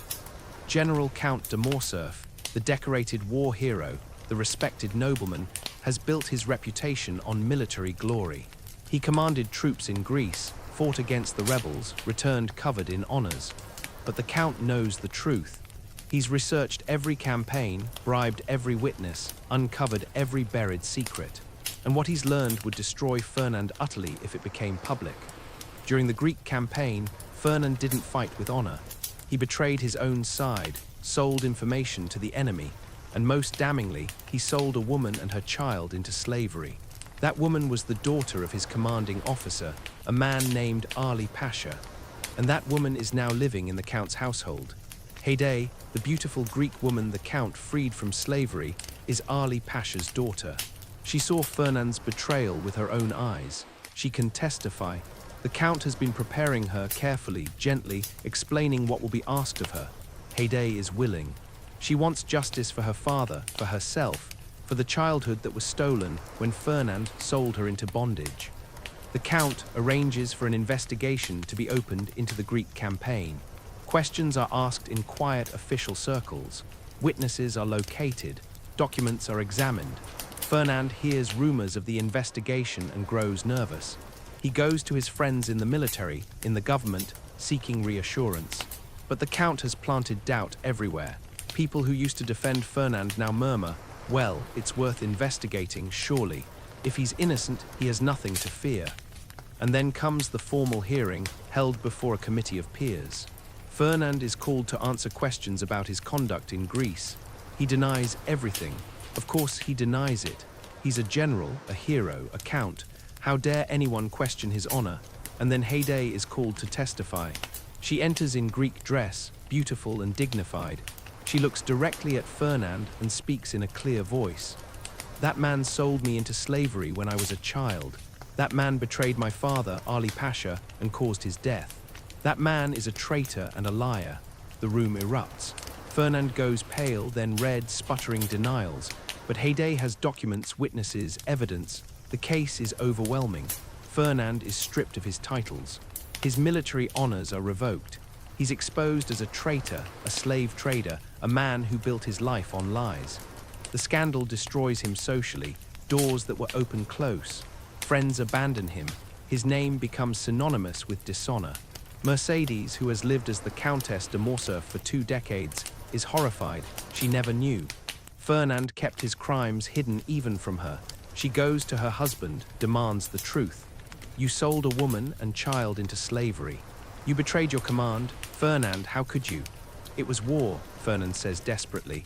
"People do terrible things in war. I needed the money. I was young, ambitious." "You built our life on blood money," Mercedes says, and her voice is cold with disgust. "Everything we have, everything we are, is built on suffering." She leaves him that night, takes Albert, and goes to stay with relatives. She wants no part of Fernand's disgrace. And Fernand, losing everything, his titles, his reputation, his wife, sits alone in his mansion and realizes that he's lost the only thing he ever really wanted, Mercedes. He knows, suddenly and clearly, that his whole life was a mistake. He destroyed Edmund Dance to get Mercedes, but he never really had her. She married him out of necessity, but she never loved him the way she loved that young sailor. The knowledge is crushing. Late that night, alone in his study, Fernand writes a letter to Mercedes. It's brief, almost incoherent. I'm sorry, I never meant to hurt you. I only wanted you to love me. And then he puts a pistol to his head and pulls the trigger. The shot echoes through the empty mansion. General Count de Morcerf, the fisherman who became a nobleman through betrayal and lies, is dead. When the Count hears the news, he feels nothing at first. Then, slowly, a horrible realization creeps in. Fernand is dead, by his own hand, yes, but driven to it by the Count's carefully orchestrated ruin. Is that justice? Or is it murder? The Count thinks of Mercedes, now widowed, disgraced, grieving. He thinks of Albert, who lost his father and his family name in the same day. Both of them are innocent. Both of them are suffering because of the Count's revenge. The doubt that began with Danglars grows stronger. What has he become? What is he doing? But he's committed now. There's still Villefort, the prosecutor who sent an innocent man to prison to protect his own secrets. The Count will finish what he started, even if it destroys him too. Mercedes comes to the Count 3 days after Fernand's death. She arrives at his mansion without an appointment, her face pale, her eyes red from weeping. The butler shows her into the drawing room, and the Count rises to greet her, his heart pounding. She looks at him for a long moment, and in her gaze is recognition, full and complete. Edmund, she says quietly. The name, spoken in her voice after 24 years, breaks something in him. He closes his eyes briefly, then opens them again. You know, he says, I've known for weeks. Maybe I always knew from the first moment I saw you. She steps closer, studying his face. You've changed. You're harder, colder, but your eyes, they're still the same. Those are Edmund's eyes. Edmund is dead, the Count says. He died in the Château d'If. No, Mercedes whispers. He's standing in front of me, alive here, after all these years, alive. She reaches out as if to touch his face, then drops her hand. Why didn't you tell me? Why did you let me think you were a stranger? Because I am a stranger. I'm not the boy you knew. That Edmund was innocent, trusting, full of hope. I'm something else now. The Count of Monte Cristo, she says. The man who destroyed my husband. The Count doesn't deny it. Fernand destroyed himself. I simply exposed the truth. And Danglars, did he also destroy himself? Yes, through his greed, his corruption. The Count's voice is hard. They were guilty, Mercedes, both of them. They wrote that letter. They sent me to prison. They stole my life. I know, Mercedes says, and her voice breaks. When all of this started to unravel, when the investigations began, Fernand confessed to me. He told me everything. How he and Danglars wrote the letter because they were jealous, because they wanted you gone. How he married me thinking I would eventually forget you and love him instead. She sinks into a chair, grief overwhelming her. Do you know what the worst part is? I never loved him, not once in 24 years. I married him because I thought you were dead, because I needed protection, because I was alone. But every day of my marriage, I missed you. Every day, I wished things had been different. The Count feels his carefully constructed coldness beginning to crack. Mercedes, did you come back to punish me too? She asks. Is that why you didn't tell me who you were? Because you hate me for marrying Fernand. I don't hate you, the Count says and realizes it's true. I never hated you. I understood. You survived the only way you could. But you still let Fernand die. You orchestrated his ruin, knowing it would destroy me and Albert too. The words hit like a blow. The Count has no defense. She's right. In his quest to punish Fernand, he's hurt Mercedes. And Albert, the innocent young man who never deserved any of this. Where is Albert? The Count asks. Gone. He left Paris after his father's death. He couldn't bear the shame, the scandal. He's joined the military under an assumed name, trying to rebuild his honor. Mercedes' eyes fill with tears. My son is paying for his father's crimes. Your revenge didn't just hurt the guilty, Edmund. It hurt everyone around them. The Count feels the weight of what he's done settling on him like stones. He wanted justice, but justice has costs he didn't calculate. "I'm sorry," he says, and the words feel inadequate. "Are you," Mercedes asks, "or are you exactly where you wanted to be? 2 of your enemies ruined, your revenge nearly complete." "There's one left," the Count says. "Villefort. The prosecutor who sent me to prison knowing I was innocent." Mercedes stands, walks to the window, looks out at the Paris street. "And will you destroy him too? No matter who else gets hurt in the process."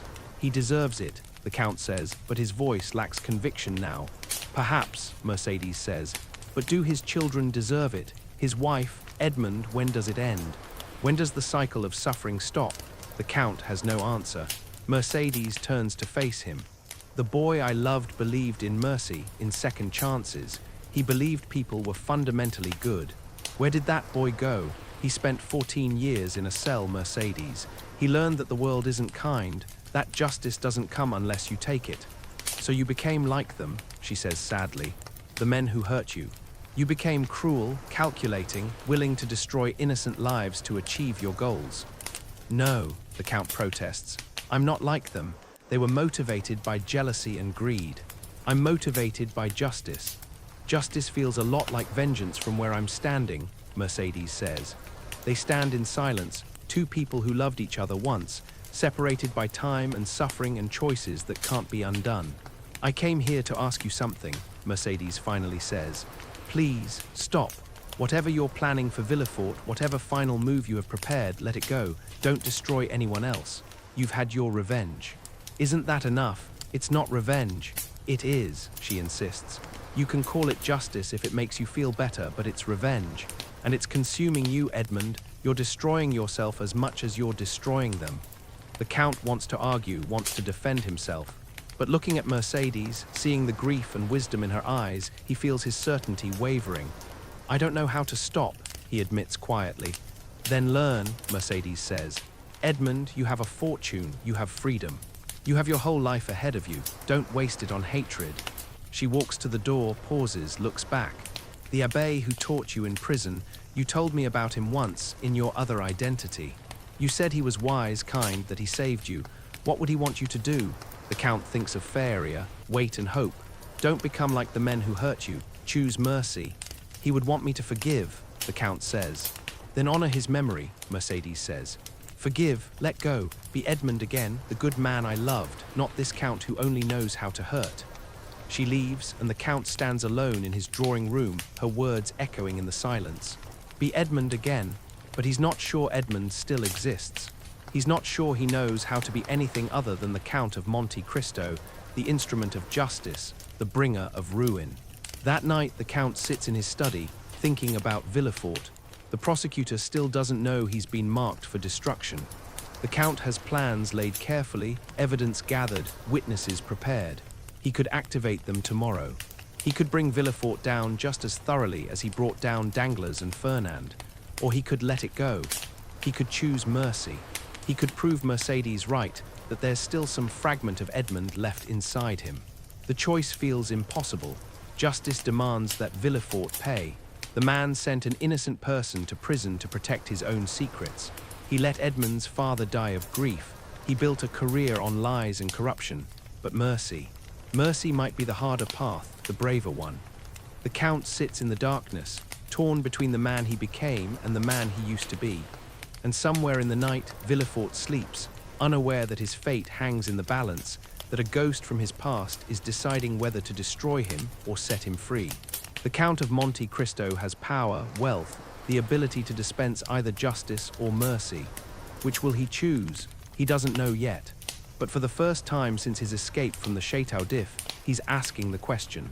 And that perhaps is the beginning of transformation. Mercedes is right. Vengeance is consuming him. If he continues on this path, he'll end up destroying himself as completely as he's destroyed his enemies. The Count stands and walks to the window, looks out at the Paris night.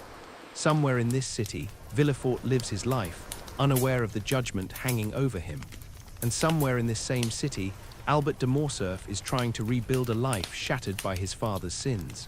And Mercedes sleeps alone, widowed, grieving, hoping that the boy she loved still exists somewhere inside the Count. So many lives tangled together by old crimes and new vengeance. So much suffering, spreading outward like ripples from a stone thrown into still water. When does it end? The Count rests his forehead against the cool glass and whispers to the night, to the ghost of Faria, to whatever god might be listening. Help me, show me how to stop. Show me how to be merciful when all I've known is revenge. No answer comes, but the prayer itself feels like a beginning, like a door opening to possibility, like a chance, however small, at redemption.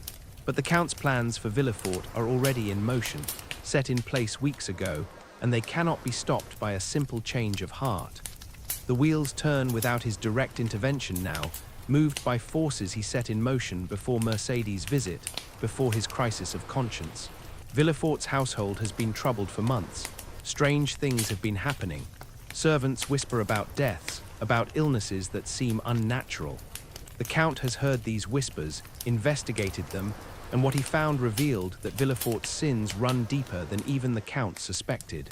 Villefort has a young second wife, Hilarice, beautiful and ambitious. She wants her son to inherit everything, which means removing the obstacles.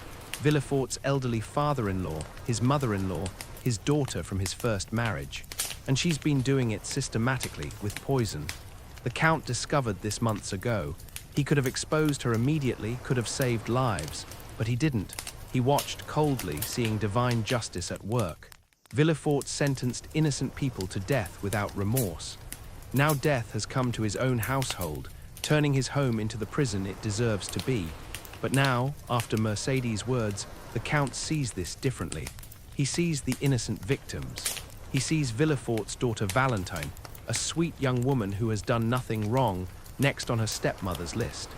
He realizes with horror that his quest for vengeance has made him complicit in potential murder. The night after Mercedes' visit, the Count goes to the Villefort mansion.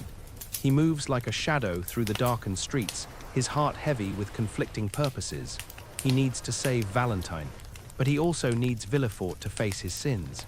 He enters through a servant's entrance he's bribed access to weeks ago, moves silently through the halls. Valentine's room is on the second floor. He finds her asleep, pale, already showing signs of the slow poisoning. The Count has brought an antidote, created from his extensive knowledge of toxins. He administers it carefully, watches her breathing stabilize. She'll live at least for tonight, but Hilarice will try again. The Count knows this. He needs to expose her, stop her permanently. He also needs to confront Villefort, not as the Count de Monte Cristo, mysterious nobleman. As Edmond Dance, the man Villefort destroyed. He finds Villefort in his study, working late by lamplight, reviewing case files. The Crown prosecutor looks older than his years, grey-haired, lined, carrying the weight of 1,000 judgments. The Count stands in the doorway, and Villefort looks up, startled. "Count, what are you doing here at this hour?" "I came to give you a warning," the Count says. "Your wife is poisoning your household." Villefort goes pale. "That's absurd. Who are you to make such accusations?" "Someone who knows the truth. The deaths in your home weren't natural. Check your wife's rooms. You'll find the poison." Villefort stares at him, and the Count can see the prosecutor's mind working, reviewing the pattern of deaths, the convenient way his wife's son is now the primary heir. "Even if what you say is true," Villefort says slowly, "why would you come to me? What do you gain?" "I gain the knowledge that I saved an innocent life," the Count says. "Your daughter Valentine is the next target. I've given her an antidote tonight, but you need to act to protect her." "You've been in my house, in my daughter's room." Villefort stands, anger replacing confusion. "How dare you? Sit down, Monsieur de Villefort," the Count says, and his voice carries an authority that makes the prosecutor obey instinctively. "We have other matters to discuss. Matters from your past. What are you talking about?" "A young sailor," the Count says, "arrested on his wedding day, accused of being a Bonapartist conspirator, sent to the Château d'If without trial. Do you remember him?" Villefort's face goes absolutely white. "Who are you?" he whispers. "Don't you recognize me? Look closely. I've aged, certainly. Prison does that to a man. But surely you remember Edmond Dance." The name hangs in the air like a condemnation. Villefort fumbles for his chair, sits heavily. "Impossible. Dance died in prison years ago." "I escaped," the Count says. After 14 years in that hell you condemned me to. 14 years for a crime I didn't commit. 14 years because you feared that investigating me properly would expose your father as a Bonapartist. I did what I had to do, Villefort says, but his voice shakes. Reasons of state. You were carrying a letter to my father. If that became public, your career would have suffered, the Count interrupts. So you sacrificed an innocent man. You sent me to rot in the Château d'If knowing I'd done nothing wrong. You killed my father as surely as if you'd put a rope around his neck. He died thinking I was a traitor, died alone and starving because you were ambitious. Villefort puts his head in his hands. I made a mistake. I was young, afraid. You thought your advancement mattered more than the truth, more than justice, more than a young man's life. The Count's voice is hard, but beneath the hardness is pain, grief for everything that was stolen. Do you know what 14 years in isolation does to a person? The madness that creeps in. The way you forget what it feels like to be human. I'm sorry, Villefort whispers. For what it's worth, I'm sorry. Sorry doesn't give me back those years. Sorry doesn't bring my father back to life. Villefort looks up, tears streaming down his face. Then what do you want? Revenge? Are you here to kill me? The Count pauses. A week ago, he would have said yes. He would have destroyed Villefort as thoroughly as he destroyed Danglars and Fernand. But Mercedes' words echo in his mind. When does the cycle of suffering stop? I want you to understand, the Count says finally. I want you to live with the knowledge of what you did. I want you to face the consequences. What consequences? Your wife is a murderer. When you expose her, when the truth comes out, your reputation will be destroyed. Everything you built on lies and ambition will crumble. You'll lose your position, your respect, perhaps your freedom if you're found complicit. The Count leans forward. But your daughter will live, and you'll have to live too with the weight of your sins. That's not mercy, Villefort says bitterly. No, the Count agrees. But it's not vengeance either, it's justice. The real kind where the guilty face their crimes. He turns to leave, then pauses at the door. Your father, Noirtier, he's still alive, still here in your house. Have you visited him lately? He had a stroke, Villefort says. He can't speak or move, but he can think, he can feel. Go to him, tell him what you did to me. Look into his eyes and see what he thinks of the man you've become. The Count leaves Villefort sitting in his study, broken, weeping, finally understanding the full weight of his sin.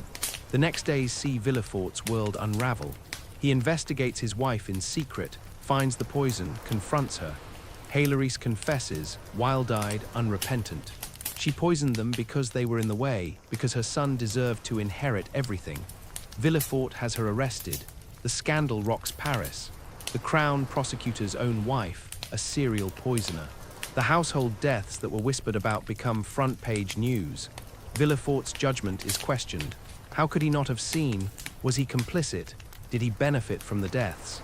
His career, built so carefully over decades, collapses in weeks. He's forced to resign. His reputation is destroyed. People who once feared and respected him now look at him with suspicion and disgust. And through it all, Villefort remembers Edmond Dantès, the young sailor he destroyed without thought, the ghost who returned to deliver justice. Valentine survives, thanks to the Count's intervention. She'll marry Maximilian Morel, the son of the ship owner who was kind to Edmond. The Count arranges this silently, ensuring that at least some happiness comes from the wreckage. And old Noirtier, paralyzed but mentally sharp, learns the truth about what his son did. The Count visits him in secret, tells him everything. Noirtier can't speak, but his eyes speak volumes. Grief, shame, disappointment. Villefort is truly alone now. His wife is imprisoned awaiting trial. His career is over. His father won't look at him. He sits in his empty mansion, understanding too late that ambition without morality destroys everything it touches. The Count watches from a distance and feels, not satisfaction exactly, but a kind of hollow completion.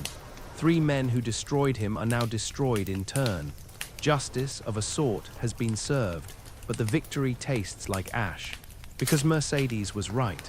He's become like them, calculating, ruthless, willing to cause suffering to achieve his goals.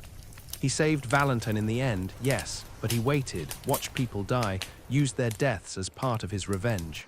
What has he become? The Count returns to his mansion and stands in his study surrounded by evidence of his wealth, his power, his successful vengeance. He has everything he set out to gain, and he feels emptier than he did in his prison cell. At least in prison, he had hope. He had the dream of justice to sustain him. Now that justice is achieved, what's left? What purpose drives him? He thinks of Faria's last words. Wait and hope, be merciful, don't become like the men who hurt you. I failed you, my friend, the Count whispers to the ghost of the Abbé. I had my revenge, but I lost myself in the process. Outside, Paris continues its glittering life, unaware of the broken man standing at his window. The Count of Monte Cristo, who has everything and nothing, who won his war but lost something essential in the process. He thinks of Mercedes, grieving and alone, of Albert, exiled from his own life, of Valentine, traumatized by her stepmother's crimes, of all the collateral damage his revenge has caused, and he wonders, was it worth it? The question has no answer, or rather, it has an answer he doesn't want to face. Revenge is never worth it. It consumes everyone it touches, guilty and innocent alike. It creates only more suffering, more grief, more emptiness. The Count closes his eyes and feels the weight of what he's done, what he's become, and begins, finally, to understand that justice and vengeance are not the same thing. That true justice requires mercy, forgiveness, the willingness to break the cycle rather than perpetuate it. He's learned the lesson too late to undo the damage, but perhaps not too late to change, to become someone different, to find a way forward that honors Faria's memory and the innocent boy he used to be. Perhaps even now, it's not too late to wait and hope. The night stretches ahead, dark and full of questions. The Count of Monte Cristo stands at the threshold of transformation, not knowing yet which path he'll choose. But asking the question is a beginning, and sometimes a beginning is enough. The days after Villefort's ruin are strange for the Count. He moves through Paris like a ghost, attending functions out of habit rather than purpose. People still bow to him, still seek his company, still whisper about his wealth and mystery. But it all feels hollow now, meaningless. He's accomplished what he set out to do. 3 men destroyed, justice served, vengeance complete. But where he expected to feel triumph or closure, there's only emptiness. He begins to notice the damage that spreads beyond his intended targets like ripples in water. Mercedes has withdrawn from society completely. The Count hears that she's sold the Morcerf mansion, given away most of her possessions, retreated to a small cottage on the Mediterranean coast near Marseille. She lives quietly, simply away from the scandal and grief. The Count wants to go to her but doesn't know what he would say. I'm sorry I destroyed your husband. I'm sorry I caused you pain. The words feel inadequate, meaningless in the face of what he's done. Albert has disappeared entirely. The Count uses his resources to track him, learns that the young man has indeed joined a regiment under an assumed name, is serving in Algeria, risking his life in combat, as if trying to find death or redemption. The Count remembers Albert's bright enthusiasm, his innocent kindness, and feels the weight of having crushed that lightness. Valentine Villefort has survived the poisoning, but she's traumatized, fragile. She spends most days in her grandfather Noirtier's rooms, tended by servants, barely speaking. Maximilian Morel visits her daily, trying to coax her back to life, but the shadow of what she endured lingers. Even Haydée, who helped the Count destroy Fernand, seems subdued now. She watches the Count with worried eyes, sensing his growing darkness. "My lord," she says one evening, finding him in his study staring at nothing, "are you well?" "Yes," the Count lies. "Just tired. You don't seem happy. I thought when your enemies were punished you would find peace." "So did I," the Count admits.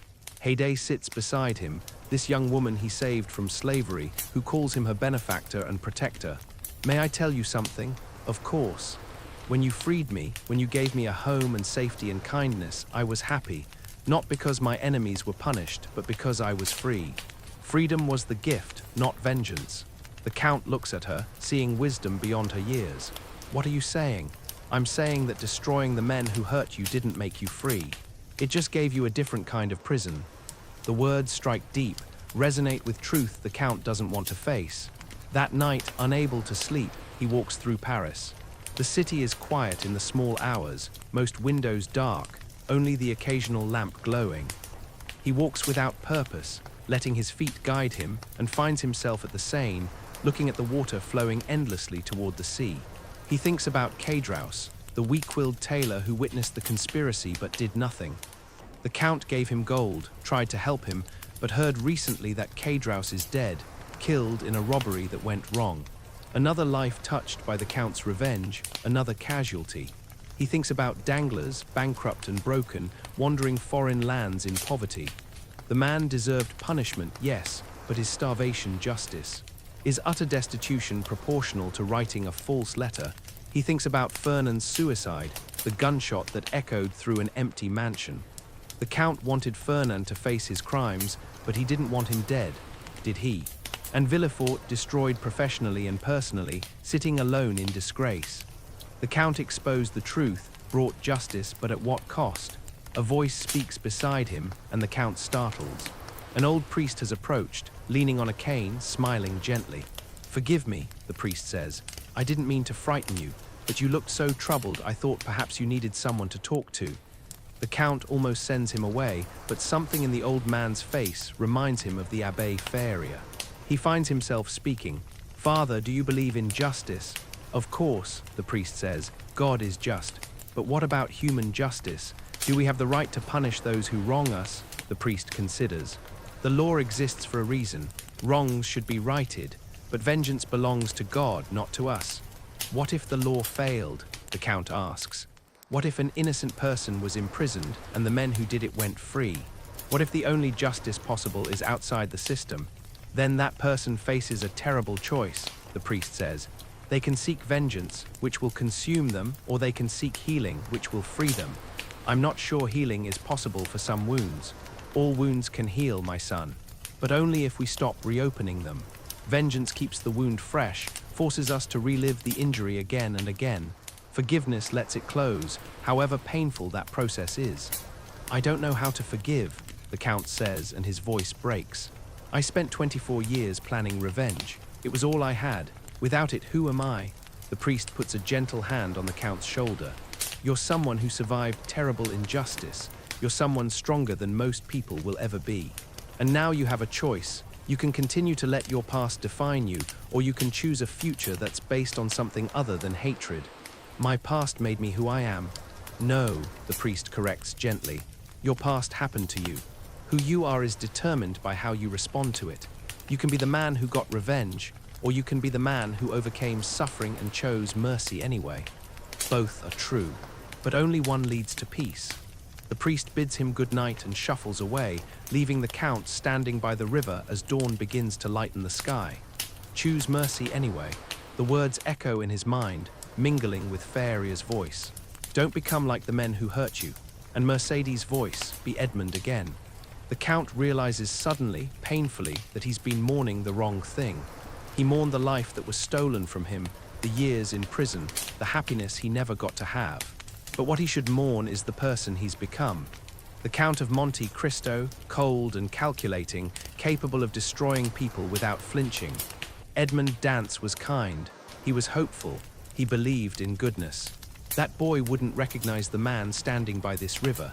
And maybe it's time to try to find that boy again. Not the naive innocence, that's gone forever, burned away by suffering. But the essential kindness, the capacity for mercy, the belief that people are more than their worst actions. The Count returns to his mansion as the sun rises. He goes to his study and begins to write letters.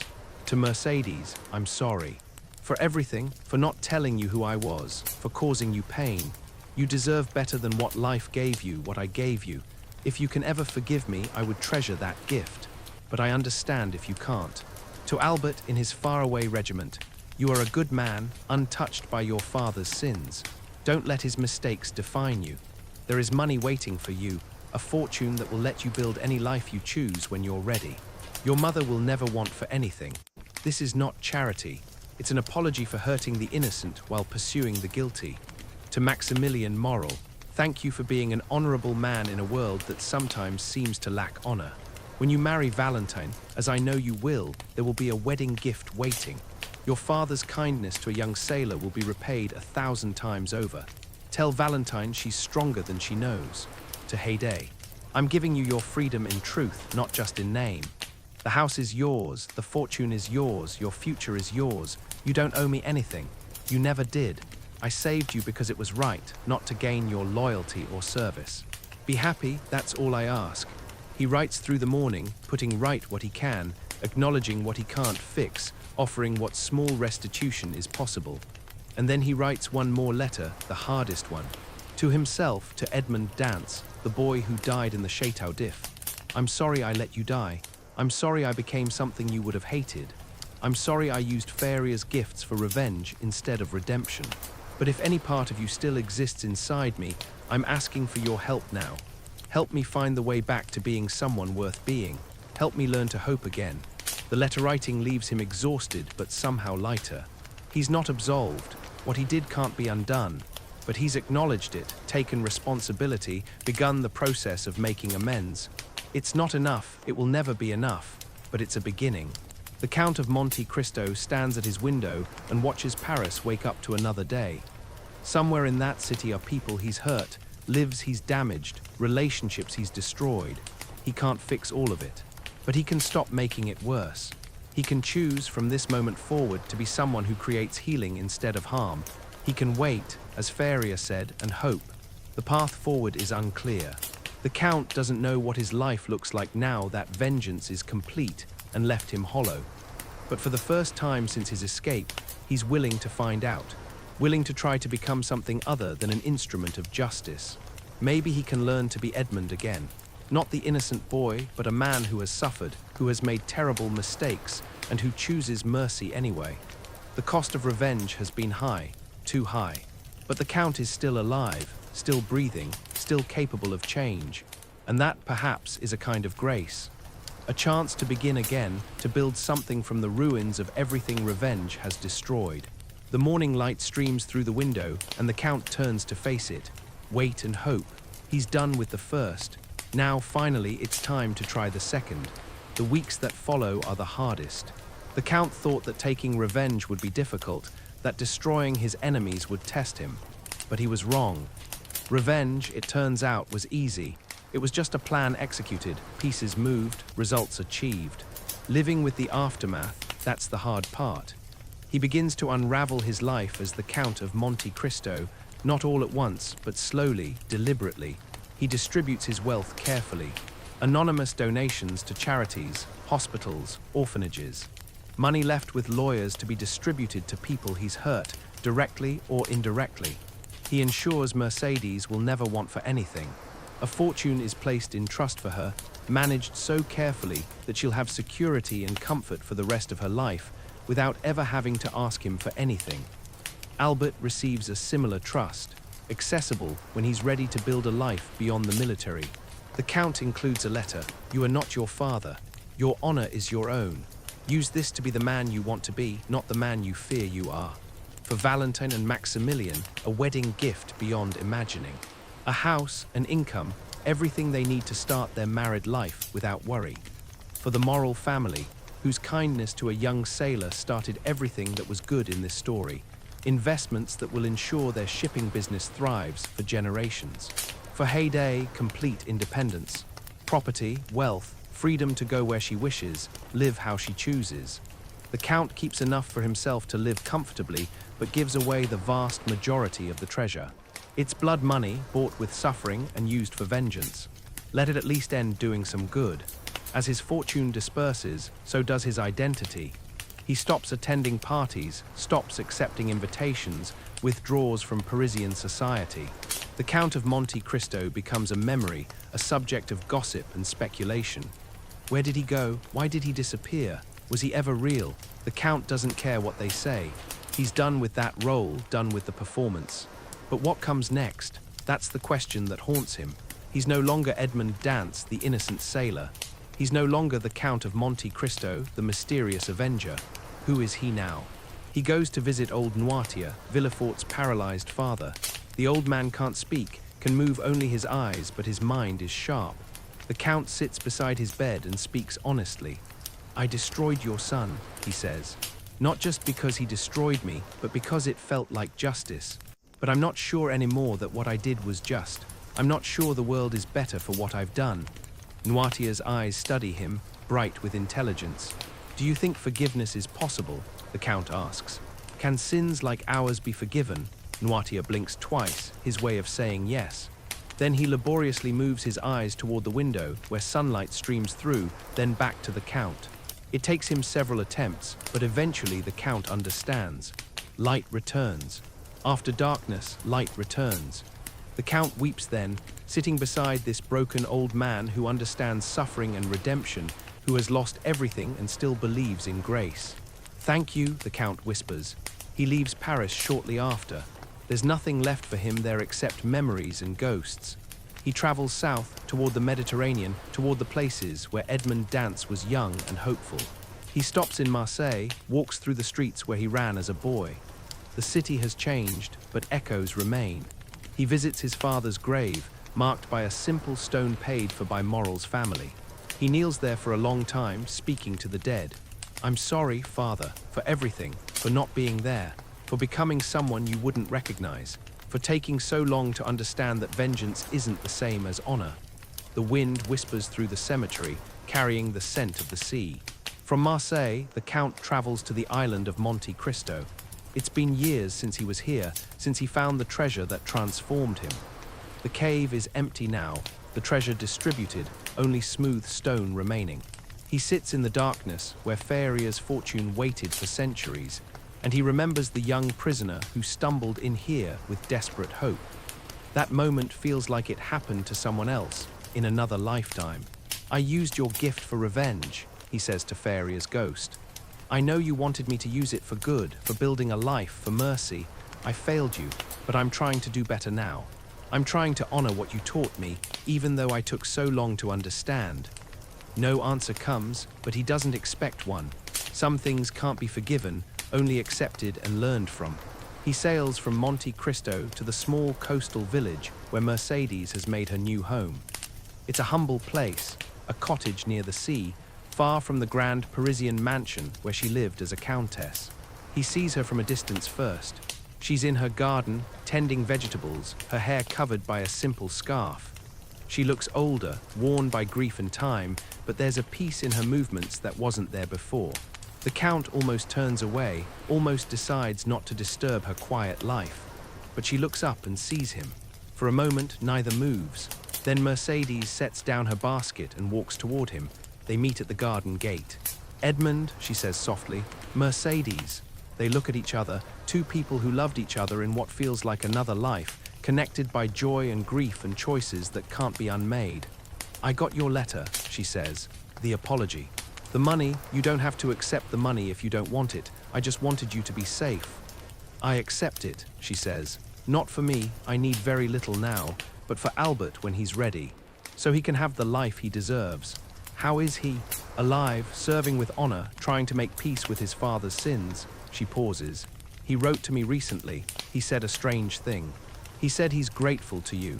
Grateful? The Count is stunned. How could he possibly? He said you showed him what happens when honor is built on lies. You freed him from having to live up to a false legacy. He can build his own honor now based on truth. The Count feels tears prick his eyes. I never meant to teach him that. I only meant to hurt Fernand. I know, Mercedes says gently. But good can come from bad intentions, just as bad can come from good ones. Albert found a truth in the wreckage, that's something. They're quiet for a moment, watching the sea roll toward the shore. Are you Edmond again? Mercedes asks. Or are you still the Count? I don't know, he admits. I'm somewhere in between, not the boy I was, but trying not to be the man I became. That's honest, she says. I think that's all any of us can do. Try to be better than we were. Do you forgive me?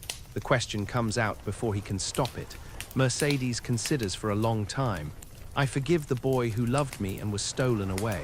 I'm still learning to forgive the man who came back and caused such pain. Ask me again in a year, and maybe I'll have an answer. It's not the answer he hoped for, but it's honest, and he respects that. Will you stay? She asks. In this place? No. I think I need to keep moving for a while, to figure out who I am now, what I want to do with the rest of my life. Where will you go? I don't know. East, perhaps. There are places I've never seen, things I've never done. Will you ever come back? Maybe, when I've learned how to hope again. Mercedes reaches through the gate and touches his hand, briefly, gently. Then I hope you find what you're looking for, Edmund. I hope you find peace. I hope the same for you, he says. They part without further words. The Count walks back toward the harbor and Mercedes returns to her garden. Two people who loved each other, who were destroyed and remade by circumstances, by choices, by time. Maybe someday they'll meet again, whole and healed. Maybe not. But for now, this goodbye is what they both need. The Count boards a ship headed east, toward Greece, toward lands he's never traveled except in his forged identities. This time he goes as himself. Not Edmund Dance, not the Count of Monte Cristo, just a man trying to find redemption. The ship pulls away from the dock, and the Count stands at the rail, watching France recede behind him. That land holds all his pain, all his mistakes, all his memories, good and bad. He's leaving it behind. Not running away exactly, but moving toward something he can't yet name. Toward becoming someone he can live with. Toward understanding what failure meant by waiting and hoping. The Mediterranean stretches ahead, blue and endless.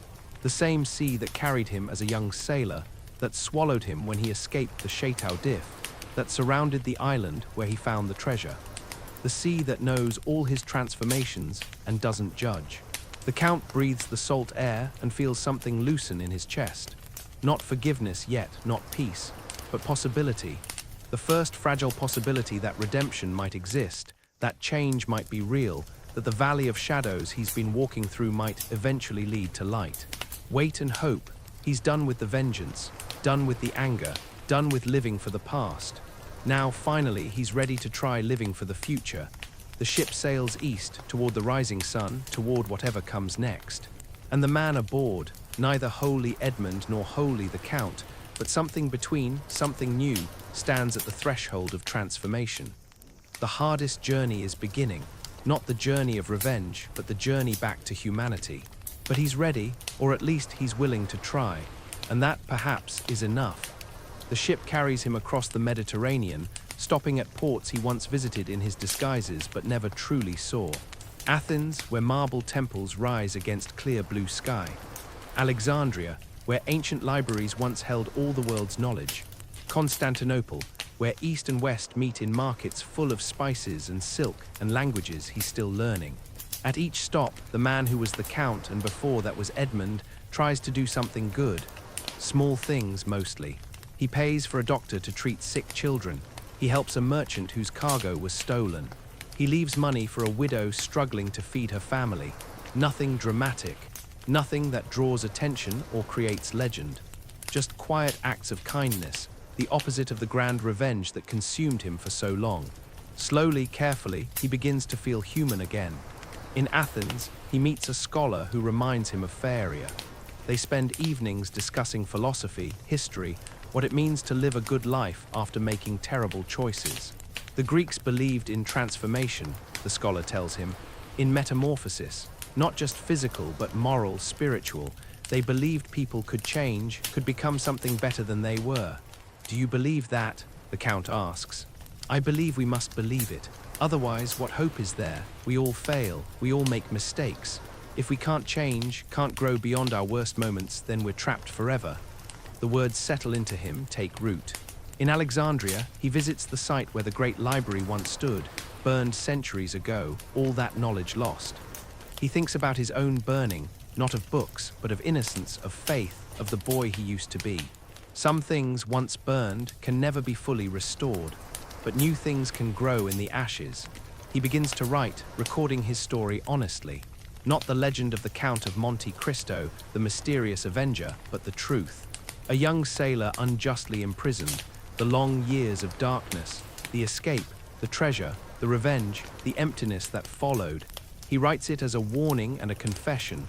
This is what happens when suffering turns to bitterness. This is what vengeance costs. This is what I learned too late. He doesn't know if anyone will ever read it. Maybe it doesn't matter. The writing itself is healing, the act of honesty after so many years of deception. Months pass. The ship continues east, and with each mile the weight lifts a little more. Not gone, never fully gone, but bearable. In Constantinople, a letter finds him, forwarded through his network of contacts. It's from Albert de Morcerf. The handwriting is strong, confident. The letter is brief. Count, I don't know if you'll receive this or if you're even still calling yourself by that name, but I wanted you to know I don't hate you. My father's sins were his own. You exposed them, yes, but they were always there, always real. In a strange way, you freed me from the burden of living up to a lie. I'm building my own honor now, based on my own actions, not my father's glory. Thank you for that, though I know it wasn't your intention. I hope you find what you're searching for. A.M. the Count, though he's thinking of himself less and less by that title, reads the letter 3 times. He doesn't deserve Albert's forgiveness, but receiving it anyway feels like a kind of grace. He writes back, build a good life. Be the man your mother raised, not the man your father pretended to be. You have every opportunity ahead of you. Use them wisely, use them kindly. Another letter arrives, this one from Maximilian Morel, writing to say he's married Valentine, that she's recovering, that they're building a life together. He thanks the anonymous benefactor who made their happiness possible. The Count realizes that not everything he did was destruction. He saved lives too. Valentine, the Morel family. Heyday, that has to count for something, doesn't it?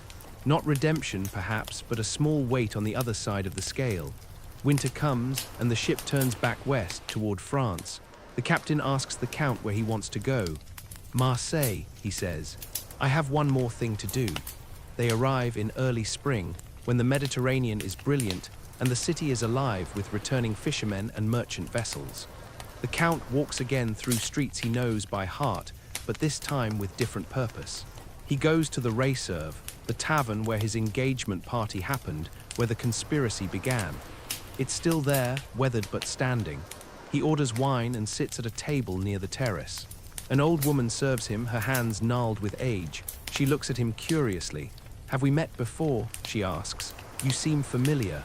Perhaps in another life, he says gently. He asks about the people from his past. Most are dead now. Time is gentler than revenge, but just as thorough. Morel gone. Cadraus gone. Even Danglars, he learns, died in Italy, penniless and alone. Only one person from that night remains. The old woman mentions, almost casually, that the former Countess de Morcerf lives in a cottage not far from here. Keeps to herself mostly. Grows vegetables. Sometimes sells flowers in the market. The Count knows this, of course. But hearing it again, he makes a decision. He walks to Mercedes' cottage in the afternoon. The garden is blooming now, early flowers pushing through the soil, testament to patient tending. Mercedes is there, kneeling in the dirt, her hands working the earth. She's aged in the months since he last saw her, but there's a peace in her face that wasn't there before. She looks up as he approaches, and recognition flickers. Edmund, she says, not surprised. I thought you might come back eventually. May I sit? He asks, gesturing to the garden bench. Please. They sit together in the spring sunshine, listening to birds sing, watching bees work the flowers. I came to say goodbye, he says, properly this time, and to ask again if you can forgive me. Mercedes is quiet for a long time, then she says, I've been thinking about that question for months, about forgiveness, what it means, what it requires, and I think forgiveness isn't a single moment, it's a process. I'm learning to forgive you, Edmund. I'm not all the way there yet, but I'm closer than I was. That's more than I deserve. Perhaps, she says. But it's not about what you deserve. It's about what I need. Holding anger, holding grief, it's exhausting. I'd rather let it go slowly and find peace. They sit in companionable silence. Do you forgive yourself? Mercedes asks. The question strikes deep. I'm learning too, he says honestly. It's harder than I expected. Easier to understand why others are angry with me than to understand why I should forgive myself. Then let me help, Mercedes says. She turns to face him fully, takes both his hands in hers. Edmund Dance, young sailor who was destroyed by jealousy and fear, who suffered unspeakable injustice, who made terrible choices in the pain of that suffering, I forgive you. Not because you earned it, but because you're trying to be better. That's enough. The Count feels tears streaming down his face. Thank you, he whispers. They embrace briefly, two old friends who loved each other once, who hurt each other, who are finding their way back to something like grace. When they pull apart, Mercedes smiles. What will you do now? I don't know. Keep traveling, maybe. Keep trying to do small good things to balance the large bad things. Keep learning to hope. That's a good plan, she says. Edmund, can I tell you something? Of course. The boy I loved, the one who went to prison all those years ago, I mourned him. I thought he was dead. And in a way, he was. You're not that boy anymore. You can't be. Too much has happened. I know, he says sadly. But, Mercedes continues, there's something of him in you still. I can see it when you choose kindness over cruelty, mercy over vengeance. That's the part of you I forgive most easily, because it's the part that always deserved love. The Count closes his eyes, feeling the truth of that. The boy is gone, but fragments remain, being slowly, carefully rebuilt. Will you be all right? He asks. Here alone. I'm not alone, Mercedes says, gesturing to the village, the sea, the garden. I have community, I have purpose, I have enough. That's more than many people have. If you ever need anything, I know, she says. But I think we both need to build our lives separately now. No more debts, no more obligations. Just two people who once loved each other, wishing each other well from a distance. That seems wise, he admits. They stand, and Mercedes walks him to the garden gate. At the threshold, she kisses his cheek gently. Wait and hope, Edmund. That's what your teacher told you, isn't it? You're good at waiting. Now practice the hoping. He leaves her there, in her garden, surrounded by growing things, and he carries her words with him like a benediction. Wait and hope. He spent so many years waiting, for justice, for revenge, for satisfaction that never came.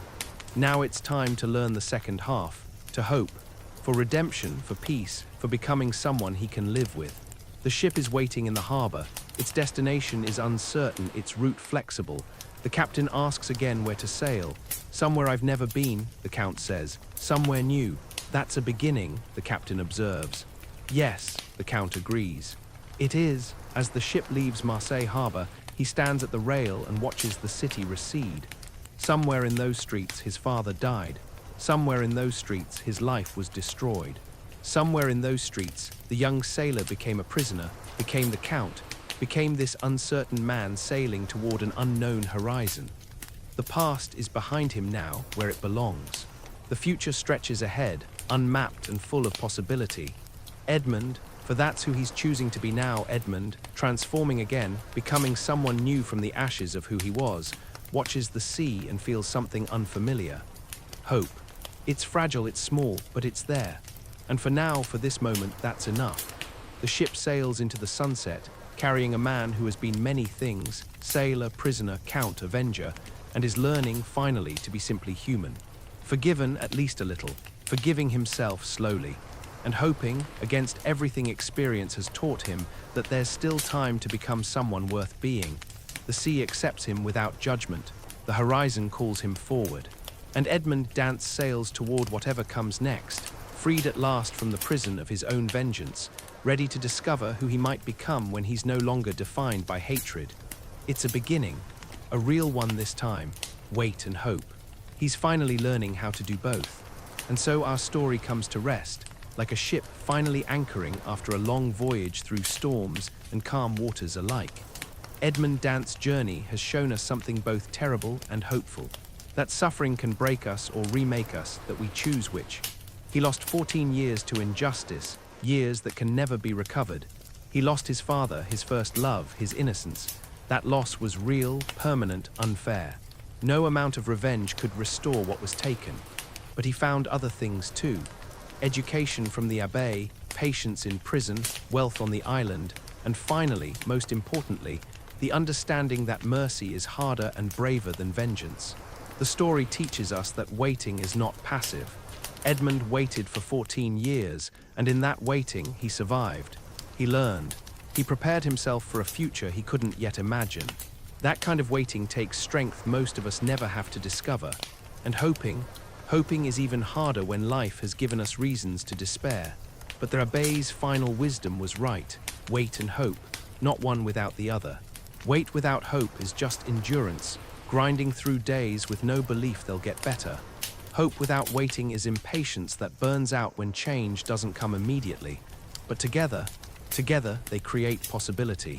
They create the space for transformation.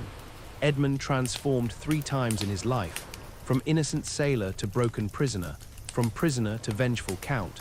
And finally, from Count to something harder to name, something that combined his suffering and his strength, his justice and his mercy. That final transformation is the one that mattered most.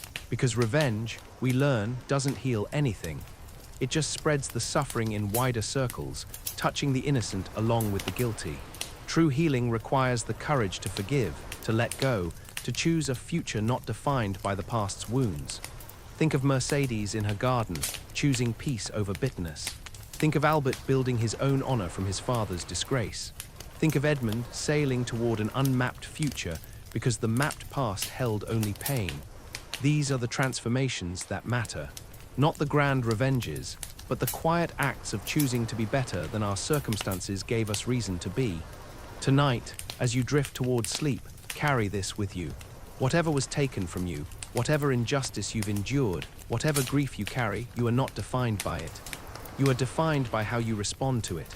You can choose, as Edmund finally did, to transform suffering into wisdom, loss into compassion, anger into understanding. It won't be easy. It wasn't easy for him, but it's possible. And in that possibility lives hope. Sleep now, knowing that every ending is also a beginning. Edmund's story ended in one place and began in another, on a ship sailing toward transformation. Your story is the same. Every night you close your eyes, every morning you wake, you have the chance to choose who you'll become. The boy who loved Mercedes still existed inside the Count of Monte Cristo, waiting to be remembered, to be honored. And the best parts of who you've been still exist inside you, no matter what you've endured, no matter what mistakes you've made. Wait for the moment when you can access that goodness again. Hope that the moment will come. And when it does, choose mercy over bitterness, forgiveness over revenge, becoming over being stuck. Dance learned that the treasure wasn't the gold on Monte Cristo. The real treasure was the abbe's wisdom, the years of education, the capacity for transformation. Money gave him power, but wisdom gave him the choice to use that power well or poorly. He chose poorly at first, driven by justified anger, but he learned, he changed. He grew beyond his worst impulses into something finer. You can too, whatever your prison has been, literal or metaphorical, physical or emotional, you survived it. Now comes the harder part, learning to live beyond it, to be defined by your strength, not your suffering. Let Edmund's story remind you that patience is powerful, that hope is rational, that mercy is brave. Let it remind you that transformation is always possible, even after the darkest nights, even after the deepest losses. Wait and hope. Those three words are a philosophy, a prayer, a promise. Wait for the right moment, hope for the better future. And in between, do the small good things that make transformation real. Close your eyes now. Let your breathing slow. Feel the weight of the blanket, the softness of the pillow, the safety of this moment. You've carried so much today, this week, this year. Let it rest. Let yourself rest. Tomorrow you can begin again. Tomorrow you can choose hope. Tomorrow you can be the person who survived and decided to become something beautiful anyway. But tonight, sleep is enough. Rest is enough. You are enough exactly as you are in this moment, with all your past and all your possibility. Sleep well, dear listener. Sleep deeply. Let the story settle into your dreams. Let its lessons work in the quiet places where transformation begins. And remember, wait and hope. Always wait and hope. Good night, sweet dreams. Until we meet again at the next story's beginning. May you sleep peacefully, and may you wake to find that the world, for all its cruelty, still holds room for mercy, for love, for transformation. Wait and hope. The words echo like a benediction, like a promise, like the first whisper of dawn after the longest night. Wait and hope.